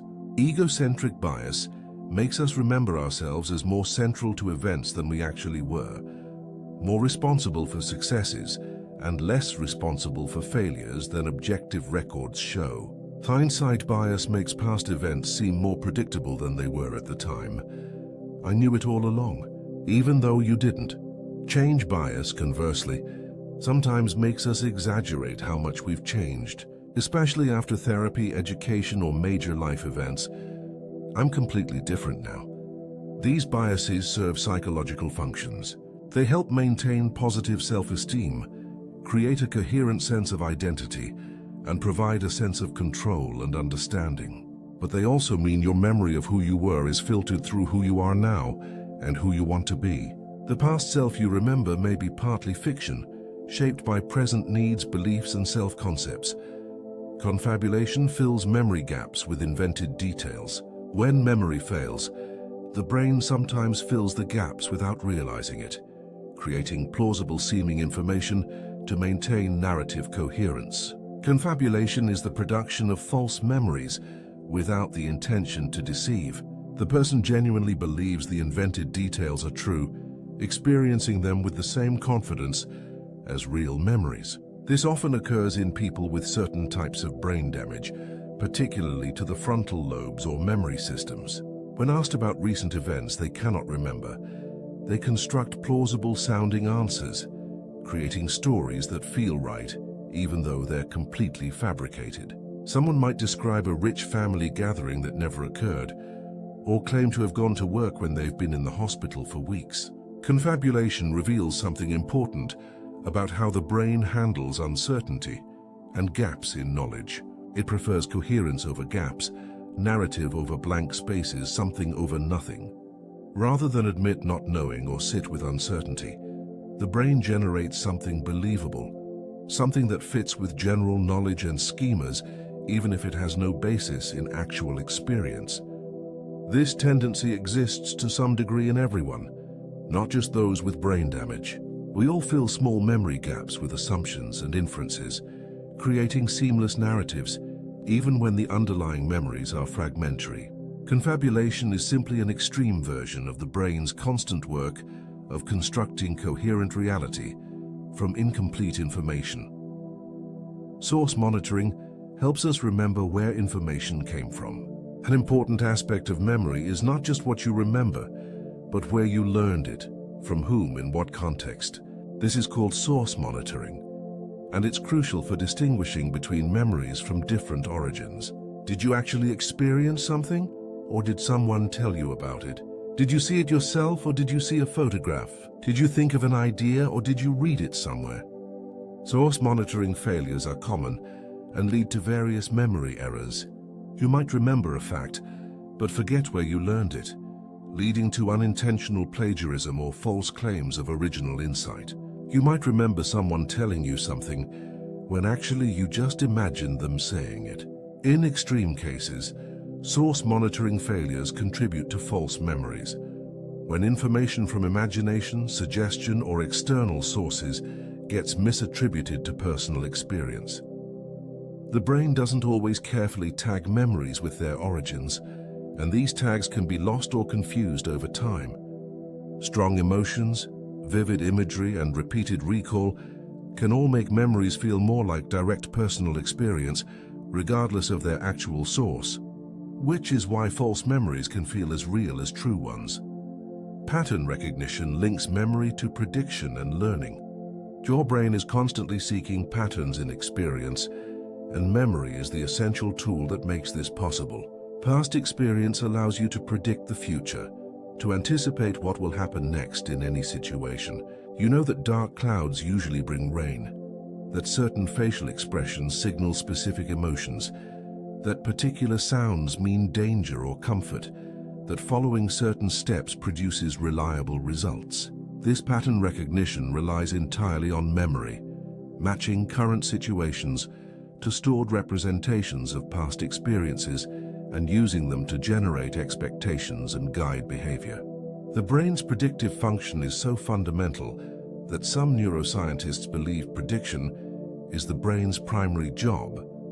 not just reacting to the world but constantly generating expectations about it, then updating those expectations when reality surprises you. Memory provides the data for these predictions, the examples from which patterns are extracted. The more experiences you accumulate, the better your predictions become, though they're never perfect. Surprises occur when predictions fail, when reality doesn't match expectation, and these prediction errors themselves become important learning signals. New memories that update your models of how the world works, refining your ability to predict next time. Semantic memory holds general knowledge separate from personal experience. You know that Paris is the capital of France, that penguins are birds that don't fly, that water freezes at 0 degrees Celsius, that Wednesdays come after Tuesdays. This general knowledge, facts about the world disconnected from when, where, or how you learned them, is called semantic memory. It's different from episodic memory, which stores personal experiences tied to specific times, places, and contexts. You might vividly remember learning to ride a bike, a specific event with context and narrative, but you know that bikes have 2 wheels without remembering every time you observed this fact. Semantic memory accumulates gradually over time, building a vast web of knowledge through repeated exposure and integration. Children absorb semantic information constantly and voraciously, learning language, social rules, categories, how things work, what things are called, building the knowledge base they'll use throughout life. Adults continue adding to semantic memory, though perhaps more slowly and with more effort. In some neurological conditions, semantic memory can be damaged while episodic memory remains relatively intact, or vice versa, revealing that these systems are distinct and can be selectively impaired. Together they provide 2 fundamental ways of knowing what and knowing that something happened to you. Procedural memory stores skills outside conscious awareness. When you first learned to ride a bike, you thought consciously about every movement, pedaling, balancing, steering, each requiring deliberate attention and often failing. But after practice, something shifted. The movements became automatic, flowing without conscious thought or attention. This is procedural memory, sometimes called skill memory or muscle memory, though it's stored in the brain, not the muscles themselves. The cerebellum, basal ganglia, and motor cortex encode these motor skills so deeply that they become unconscious and automatic. You can ride a bike years later without practice, because the pattern is still there, dormant but intact, ready to activate when needed. Procedural memory also includes cognitive skills. Reading, typing, playing an instrument. These complex activities become automatic with practice, requiring little conscious attention once mastered. This type of memory is remarkably durable and resilient. Even when people lose explicit, declarative memories due to amnesia, procedural memory often remains intact, allowing them to perform learned skills despite having no memory of learning them or practicing them. The famous patient HM could learn new motor skills, improving at tasks from one day to the next, yet each day he had no memory of ever having done the task before. The body, or rather the brain-body system, remembers through action even when the conscious narrative mind has forgotten. Working memory is the mind's temporary workspace. Right now, as you listen to these words, you're using working memory to hold them temporarily, connecting each new word to the ones before to extract meaning. Working memory is the mental workspace where you temporarily hold and manipulate information, keeping a phone number in mind long enough to dial it, following the thread of a conversation, working through a math problem in your head, or remembering the first part of a sentence while hearing the end. Working memory has limited capacity, typically holding only 3 to 5 chunks of information at once, and limited duration, measured in seconds. This is why you can't keep a long list of numbers in your head without rehearsing them or writing them down. This is why losing your train of thought is so easy when interrupted. Working memory is different from long-term memory, which stores information for days, years, or a lifetime, with seemingly unlimited capacity. Instead, working memory is fleeting, holding information just long enough to use it. When you stop actively thinking about something, It vanishes from working memory unless it's transferred to long-term storage through encoding processes. This system is crucial for reasoning, learning comprehension, and nearly all complex cognitive tasks. A strong working memory helps with complex thinking, while limitations in working memory can make certain tasks challenging. It's the mind's scratchpad, constantly being filled, used, and erased, serving as the bridge between perception and action. Between long-term memory and current goals, the hippocampus acts as memory's gatekeeper and organizer. Deep within the brain, curving along the inner surface of each temporal lobe, lies a seahorse-shaped structure called the hippocampus, and it plays a crucial role in forming new long-term memories. When you experience something worth remembering, the hippocampus helps encode it, binding together the various sensory, spatial, emotional, and conceptual components distributed across the cortex into a coherent episodic memory.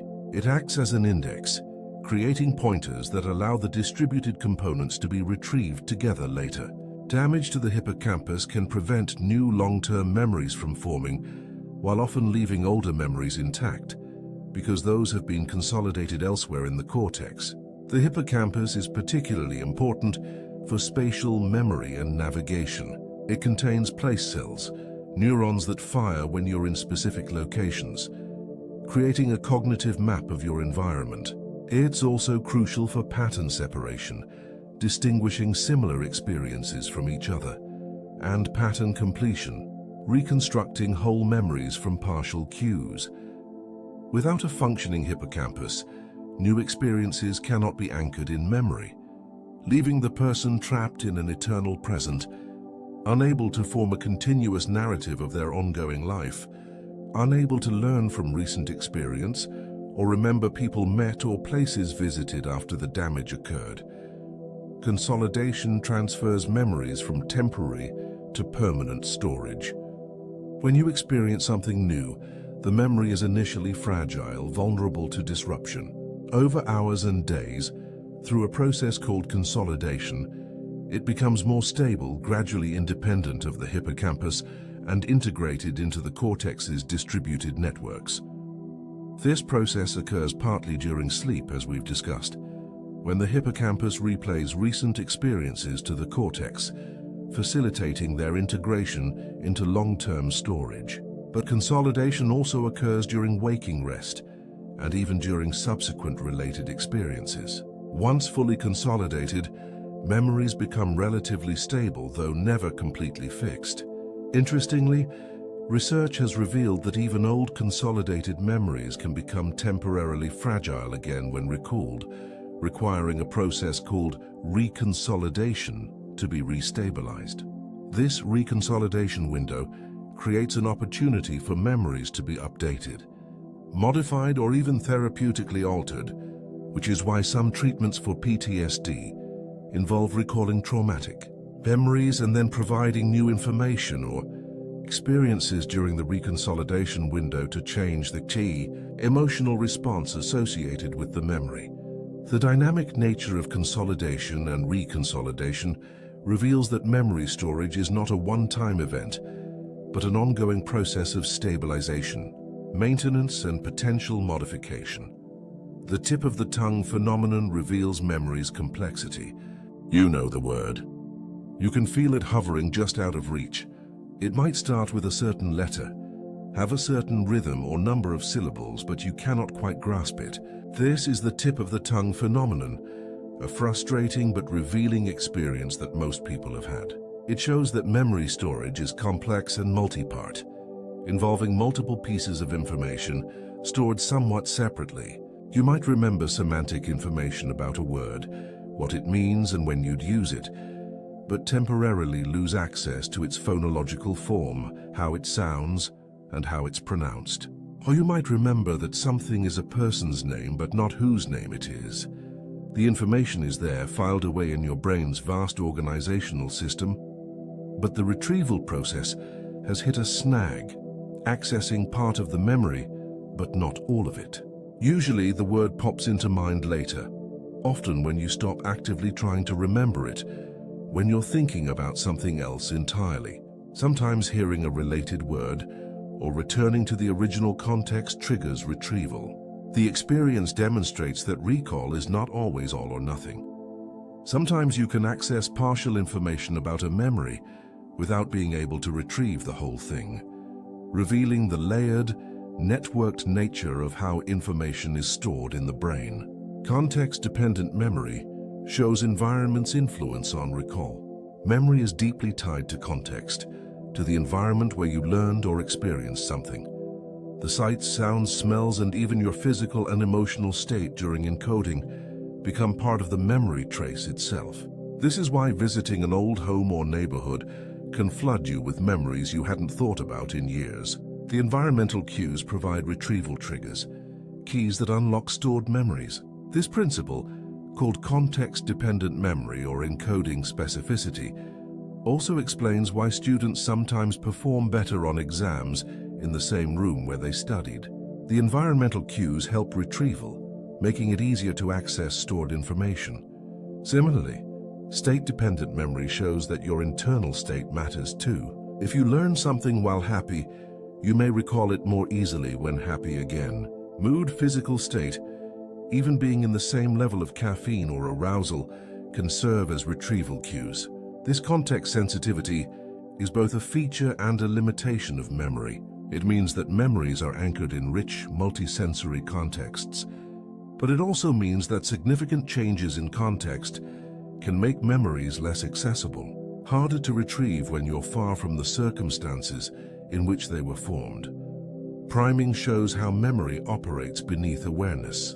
Your memories influence you constantly, even when you're not consciously recalling them. Priming is a phenomenon where exposure to one stimulus affects how you respond to a later stimulus, without conscious awareness of the connection. If you see the word yellow, you'll recognize the word banana more quickly afterward. Because your brain has been primed, the concept of yellow activates related concepts in semantic memory. If you read words related to elderly people, you might walk more slowly afterward, your behavior subtly influenced by activated associations and stereotypes. If you're briefly shown an angry face too quickly to consciously register, you might rate a neutral situation more negatively. Priming reveals that much of memory's influence is unconscious and automatic. The past shapes your present perceptions, judgments, and actions in ways you never notice. Your brain is constantly using prior experience to predict and interpret the current moment, drawing on vast stores of implicit memory. Explicit memory is what you can consciously recall, the deliberate act of remembering. Implicit memory is everything else, the accumulated learning that guides you without thought, the invisible scaffolding built from countless past experiences that shapes how you perceive, feel, and act in the present. Implicit memory influences behavior without conscious recall. Beyond priming, implicit memory includes all the ways past experience affects you without conscious awareness. This includes emotional conditioning, where past associations shape your emotional responses to stimuli, even when you don't remember the original learning event. Someone who had a frightening experience with a dog might feel anxious around dogs without remembering why. It includes habit formation, where repeated behaviors become automatic responses to specific cues. You might automatically reach for your phone when bored, put on your seatbelt when entering a car, or follow a particular routine when stressed, all driven by implicit memory of what you've done before. Implicit memory is also involved in intuition, those gut feelings that guide decisions without explicit reasoning.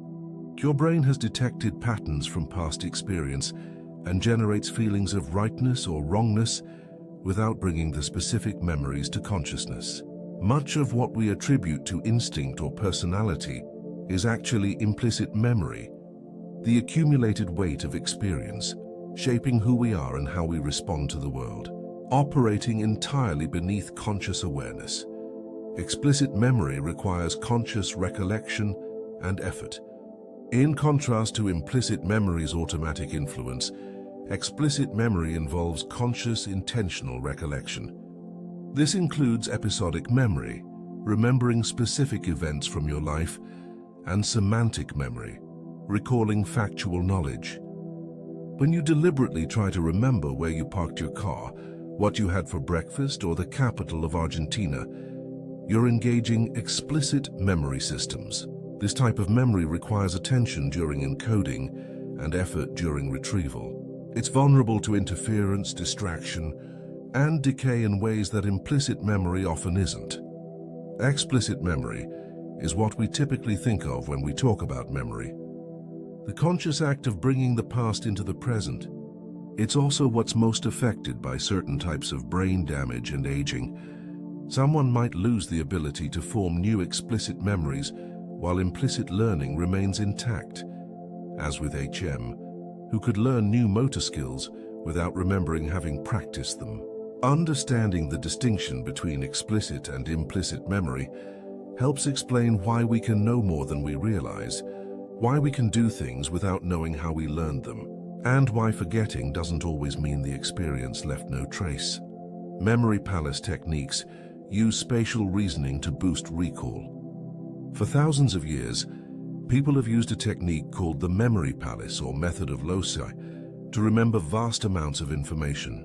The technique involves imagining a familiar place, perhaps your childhood home, your current residence, or a route you walk regularly, and mentally placing the items you want to remember in specific locations within that space.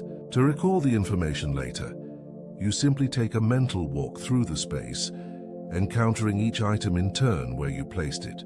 This method works remarkably well because spatial memory is extremely strong in humans and most animals. We evolved to remember locations for survival, where food was found, where dangers lurked, where home could be reached, where resources were cached. By attaching abstract information to spatial locations, you leverage this powerful ancient memory system. Memory champions who can recall thousands of digits, hundreds of random words, or decks of cards typically use memory palaces. The technique reveals something about how memory works best. It's easier to remember information when it's connected, embedded in a context, attached to other memories through multiple associations. Isolated facts are hard to retain, floating free without anchor. But facts linked to places, woven into spatial narratives, become part of a network, multiply anchored and readily retrievable. Mnemonic devices create memorable associations for difficult information. Beyond memory palaces, people have developed countless mnemonic devices to aid memory. Acronyms turn lists into memorable words, like Homes for the Great Lakes or Roy G. BIV for rainbow colors. Rhymes and songs make information stick, which is why you probably still remember advertising jingles or educational songs from childhood. Chunking groups information into meaningful units, making long numbers or lists more manageable by organizing them into smaller related pieces. The PEG system associates numbers with rhyming words or vivid images, creating hooks to hang memories on. All these techniques work by creating additional associations, giving the brain more pathways to reach stored information. They transform meaningless material into meaningful patterns, leverage existing knowledge as scaffolding for new learning, and often engage emotional or visual processing that strengthens encoding. While they require upfront effort to learn and apply, mnemonic devices dramatically improve retention and recall, proving that memory is not just a fixed capacity, but a skill that can be enhanced through strategy and practice.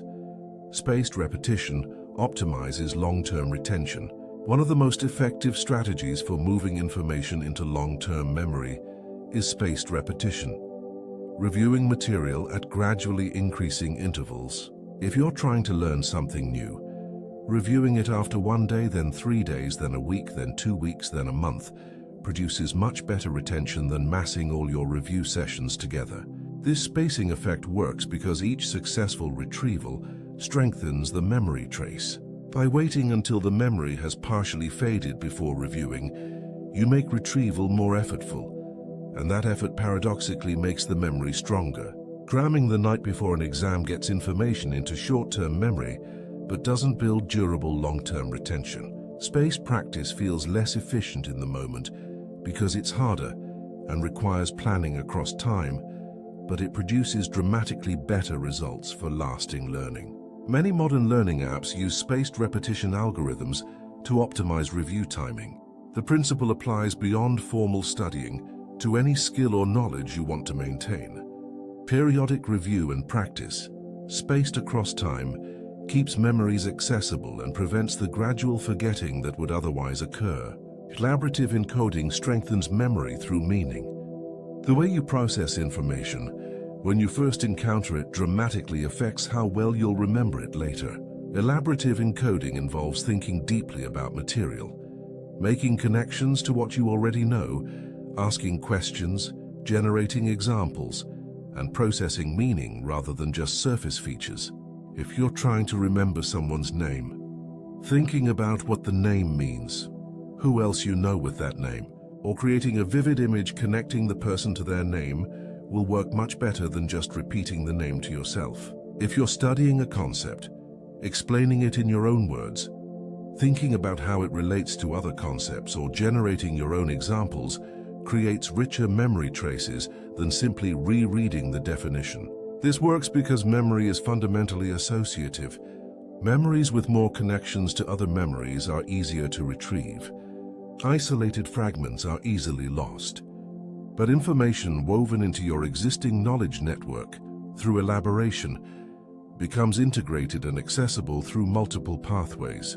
The effort of elaborative encoding pays dividends in retention and understanding. Testing yourself improves memory better than restudying. When trying to learn something, most people intuitively reach for rereading or reviewing the material. But research consistently shows that testing yourself, attempting to retrieve the information from memory, is far more effective for long-term learning. This retrieval practice effect works even when you get answers wrong, as long as you eventually see the correct information. The act of trying to remember strengthens memory more than passive review does. This might seem counterintuitive because retrieval practice feels harder and less fluent than rereading. When you reread, the material feels familiar, creating an illusion of knowing. But that familiarity doesn't translate to ability to recall later. Testing yourself reveals what you truly know and strengthens those memories through the act of retrieval. Flashcards work because they force retrieval. Practice problems work better than reviewing examples. Trying to summarize from memory works better than rereading. The struggle to retrieve is not a sign that learning is failing, but evidence that learning is happening, that memories are being strengthened through active use. Sleep and exercise both enhance memory formation. Beyond specific memory strategies, general lifestyle factors significantly affect memory function. We've already discussed sleep's crucial role in consolidation, but it's worth emphasizing that chronic sleep deprivation is one of the most harmful things you can do for memory. Regular, adequate sleep should be a priority for anyone concerned about cognitive function. Exercise is equally important. Aerobic exercise increases blood flow to the brain, promotes the growth of new neurons in the hippocampus, and enhances cognitive function, including memory. Studies show that people who exercise regularly have better memory performance and slower cognitive decline with aging than sedentary people. Even a single bout of exercise can temporarily enhance memory formation and recall. The mechanisms involve increased levels of brain-derived neurotrophic factor, which supports neuron health and growth, reduced inflammation, and improved mood and stress regulation. For memory health, moving your body regularly is as important as exercising your mind. Stress, social connection, and nutrition all impact memory. Chronic stress, as discussed earlier, is harmful to memory through its effects on the hippocampus and overall brain health. Managing stress through relaxation techniques, social support, or lifestyle changes protects memory function. Social engagement itself is protective. People who maintain rich social lives and relationships show better cognitive function and slower decline than isolated individuals. Conversation, social interaction, and meaningful relationships all exercise cognitive abilities and provide emotional benefits that support brain health. Nutrition matters too. While no single superfood will dramatically boost memory, A diet rich in fruits, vegetables, whole grains, fish, and healthy fats supports brain health, while diets high in processed foods, sugar, and unhealthy fats are associated with cognitive decline. Particular nutrients like omega-3 fatty acids, antioxidants, and B vitamins appear especially important for brain function.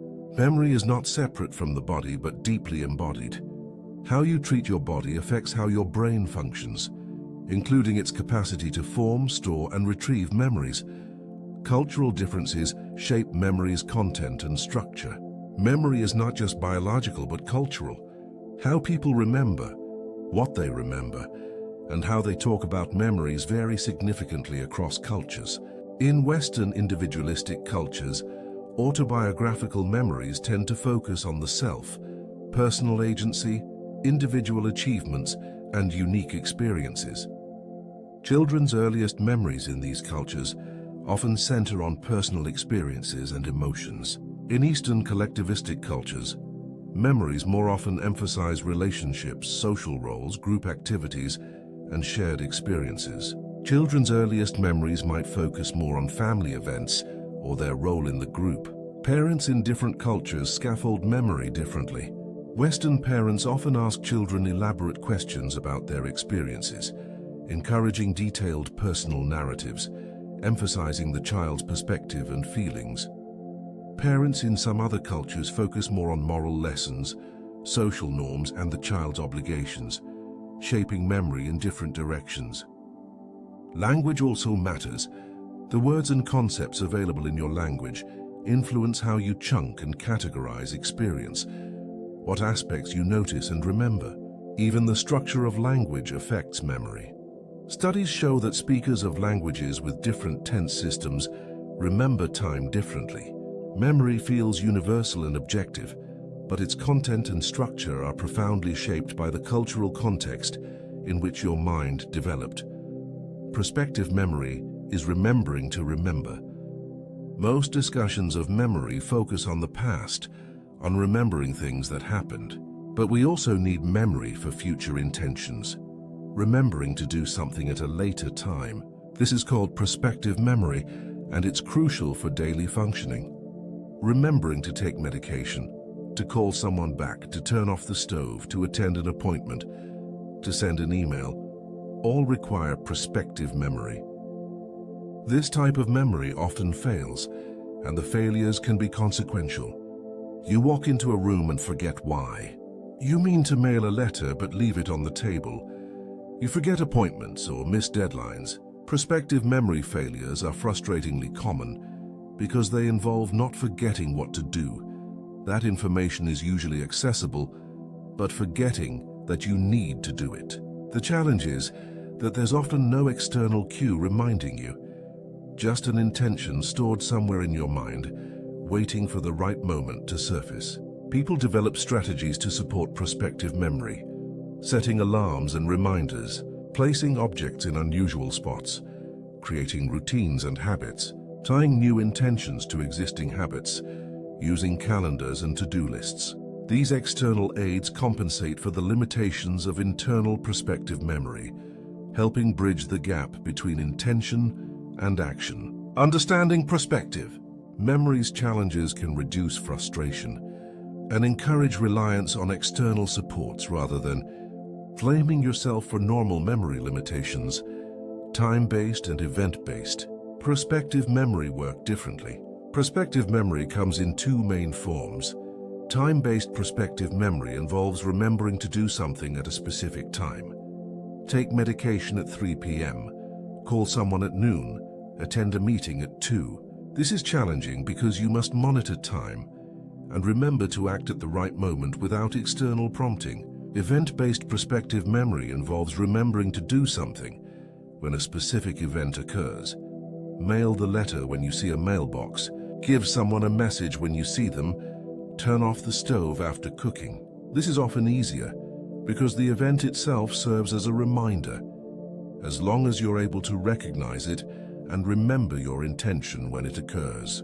Both types become harder with age and with cognitive load. When you're busy or stressed, prospective memory often suffers. When multiple intentions are held simultaneously, they compete for limited attention resources. Understanding these different types helps in developing appropriate strategies.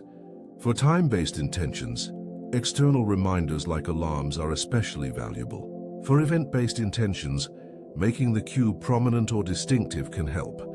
Putting the letter on your car seat, putting the item you need to return by the door.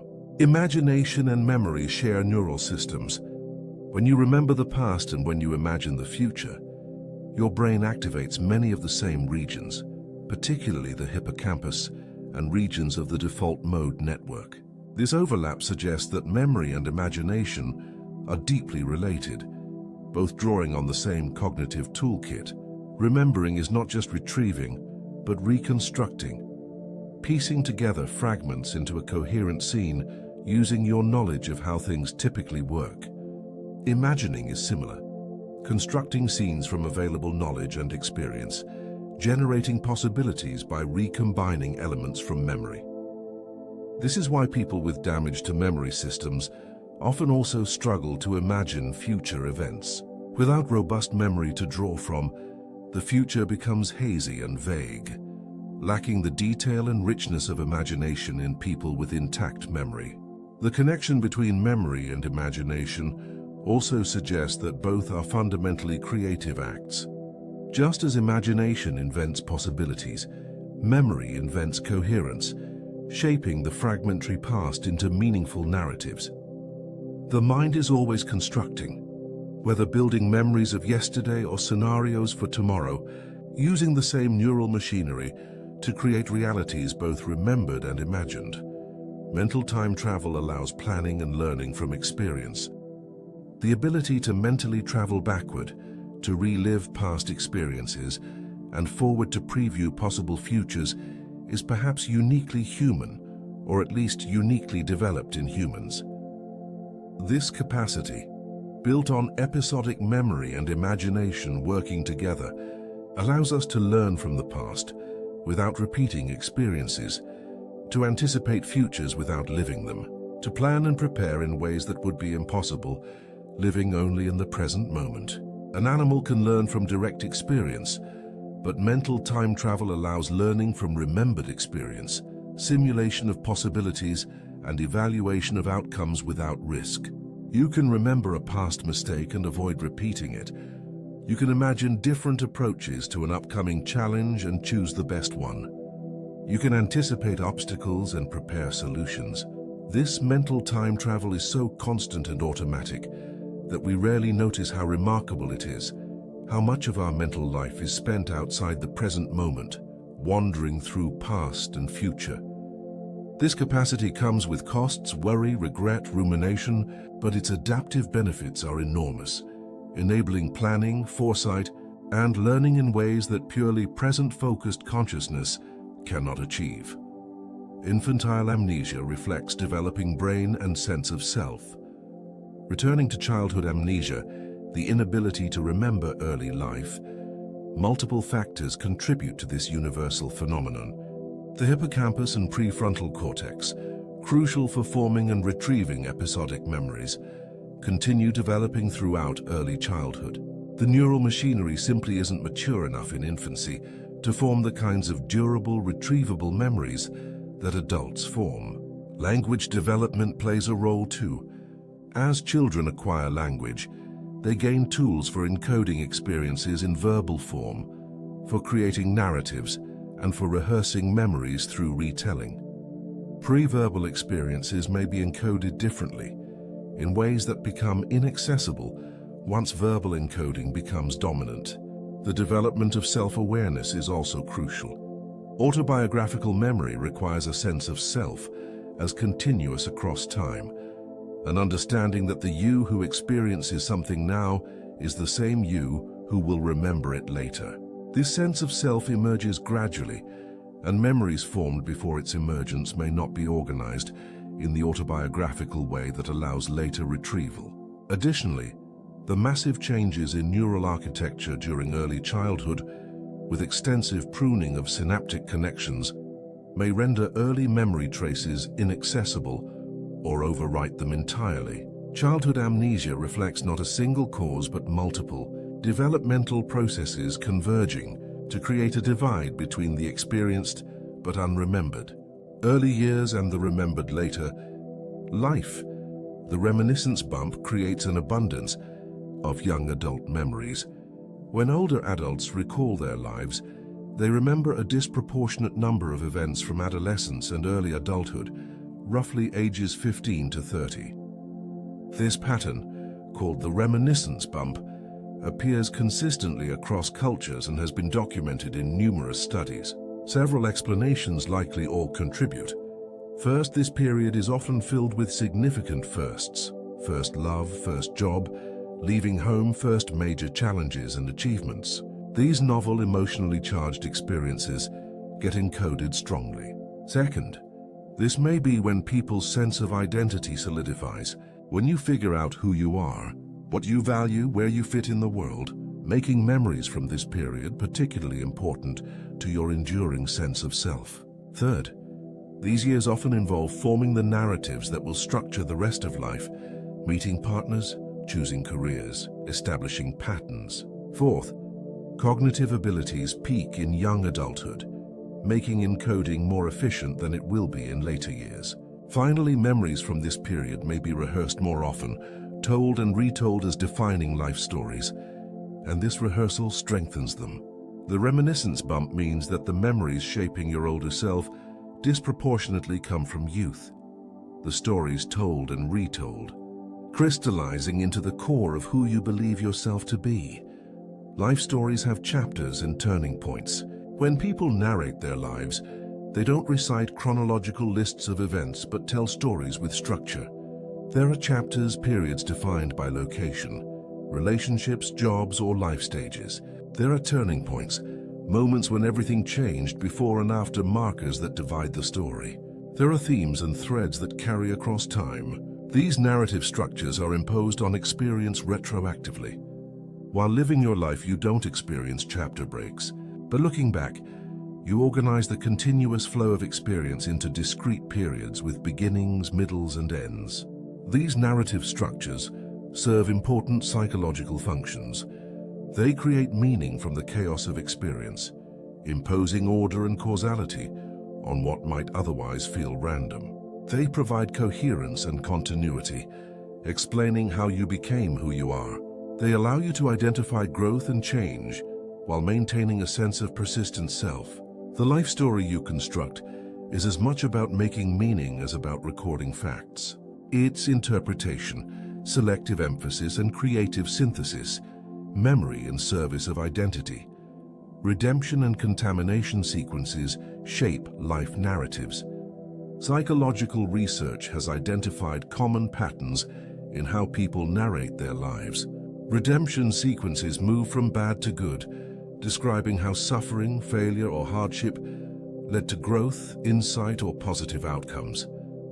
Contamination sequences move from good to bad, describing how things were going well until disaster struck. People whose life stories emphasize redemption sequences tend to have better mental health, higher well-being, and stronger sense of purpose than those whose stories emphasize contamination.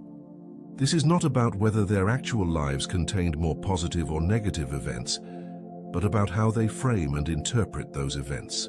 The same experience can be narrated as redemption. I lost my job, but it pushed me to find something better. Or contamination. I had a good job until I lost it, and everything fell apart. These narrative patterns are not fixed, but can change through therapy, life experience, or deliberate reframing. Recognizing contamination sequences in your own life story opens the possibility of finding redemption narratives, reinterpreting difficulties as sources of strength or growth rather than permanent damage. The stories we tell about our lives shape not just how we remember the past, but how we feel about ourselves and approach the future. Memory can be improved through practice and strategy. While memory has inherent limits, it's not fixed or unchangeable. You can improve memory through deliberate practice and strategic approaches. Understanding how memory works, encoding through elaboration, using retrieval practice to spacing learning over time, provides a foundation. Developing specific techniques, memory palaces, mnemonics, organizational strategies, gives you tools. Maintaining lifestyle supports, sleep, exercise, stress management, nutrition, social engagement, protects the biological foundation of memory. Even formal memory training programs show that people can significantly improve their ability to remember through weeks or months of practice. Memory athletes who compete in memory championships use these principles to achieve seemingly impossible feats, memorizing thousands of digits or hundreds of names and faces. While most people don't need or want such extreme abilities, the existence of memory athletes proves that memory is highly trainable, far more flexible and improvable than commonly believed. You may never have perfect memory, and perfect memory might not even be desirable, but you can certainly have better memory than you do now through understanding, strategy, and practice. Mindfulness and attention-enhancing coding. One of the simplest but most powerful ways to improve memory is to pay attention during initial encoding. Many memory failures are actually attention failures. You forgot where you put your keys, not because your memory is bad, but because you weren't paying attention when you set them down. You can't remember someone's name not because you forgot it, but because you never fully encoded it in the first place. Your mind was elsewhere during the introduction.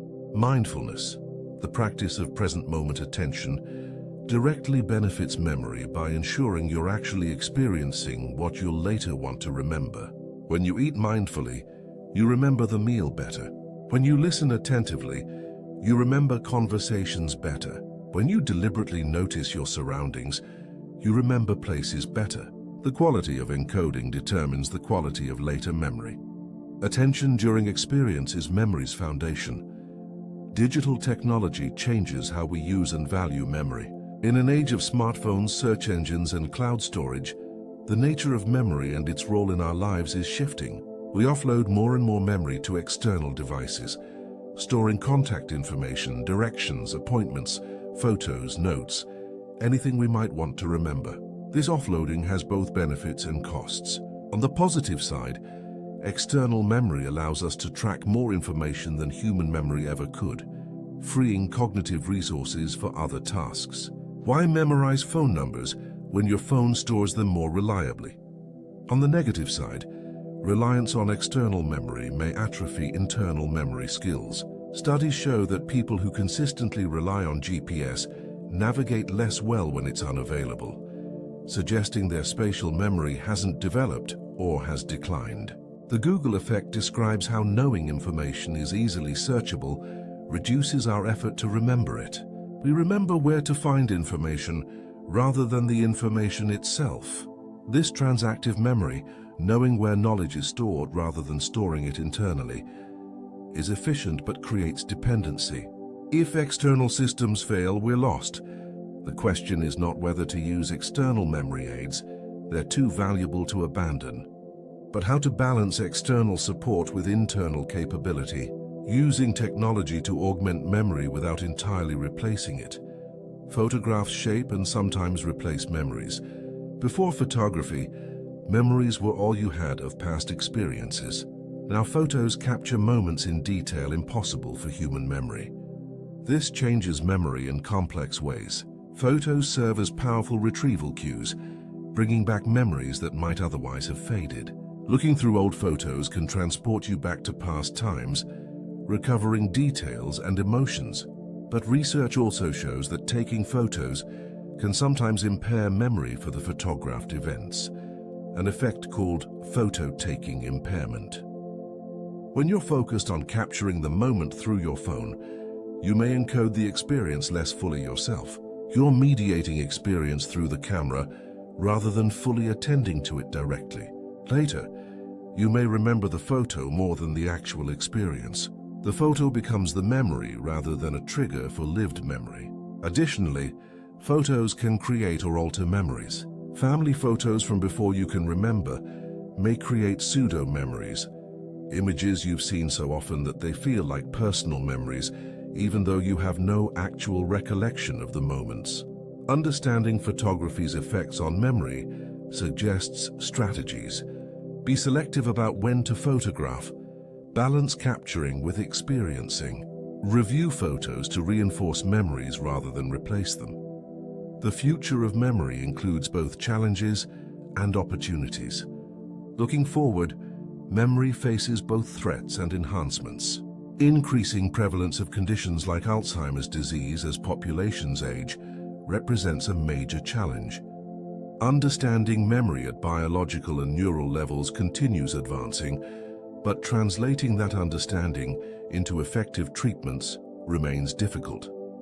On the other hand, technologies for memory enhancement, from cognitive training apps to potential pharmaceutical interventions, continue developing.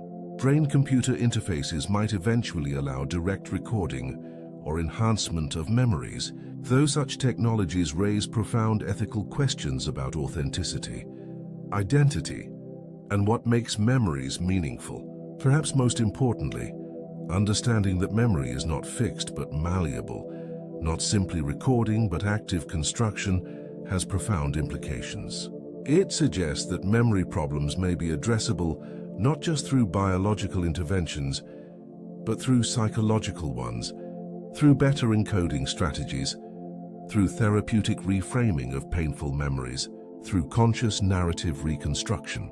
Memory's malleability is both a challenge, creating false memories and distortions, and an opportunity allowing change, growth, and healing. The future of memory will likely involve both technological augmentation and deeper understanding of memory as a dynamic, constructive process. And so, dear listener, we've journeyed through the inner landscapes of memory and dreams, from the scattered networks where memories live to the strange narratives woven during sleep, from childhood's forgotten years to the vivid flashbulb moments that mark our lives, from the way emotion colors recollection to the mysterious process of consolidation that occurs each night as we rest. We've explored how memory constructs identity, how dreams blend reality with imagination, how the past is never truly past, but constantly reconstructed in the present. We've seen that forgetting is as essential as remembering, that false memories can feel as real as true ones, that the stories we tell ourselves shape who we become. The mind is vast, containing multitudes. Countless moments, feelings, and images reside within its quiet chambers. Memory and dreams remind us that consciousness is layered, that beneath waking awareness lies a rich world of processing, creating, and meaning-making. Every night as you sleep, your mind sorts and weaves, building the foundation for tomorrow from the threads of today. Every moment you remember becomes part of the tapestry of self, stitching together past and present into something continuous and whole.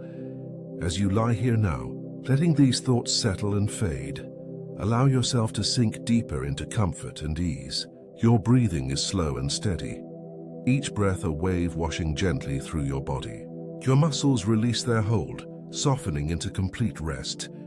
Your mind, having wandered through memory's halls and dream's strange corridors, now finds its way toward stillness, toward the quiet that comes when thinking gives way to simple being. Imagine your memories as gentle lights in the distance, each one a star in your own inner constellation, forming the shape of who you are. They glow softly there, patient and waiting. They do not need your attention now. They will be there when you need them, faithful keepers of your story. Let them rest as you rest. Let them drift into the background as you drift into sleep. The boundary between waking and sleeping grows thin now, dissolving like mist. Thoughts become fragments, then whispers, then nothing at all. Your conscious mind has done its work for today, sorting, remembering, planning, understanding. Now it is time to let go, to surrender to the deeper waters of sleep, where dreams will come softly in their own time, weaving their own stories, processing and healing, creating and releasing, doing the quiet work that only sleep allows.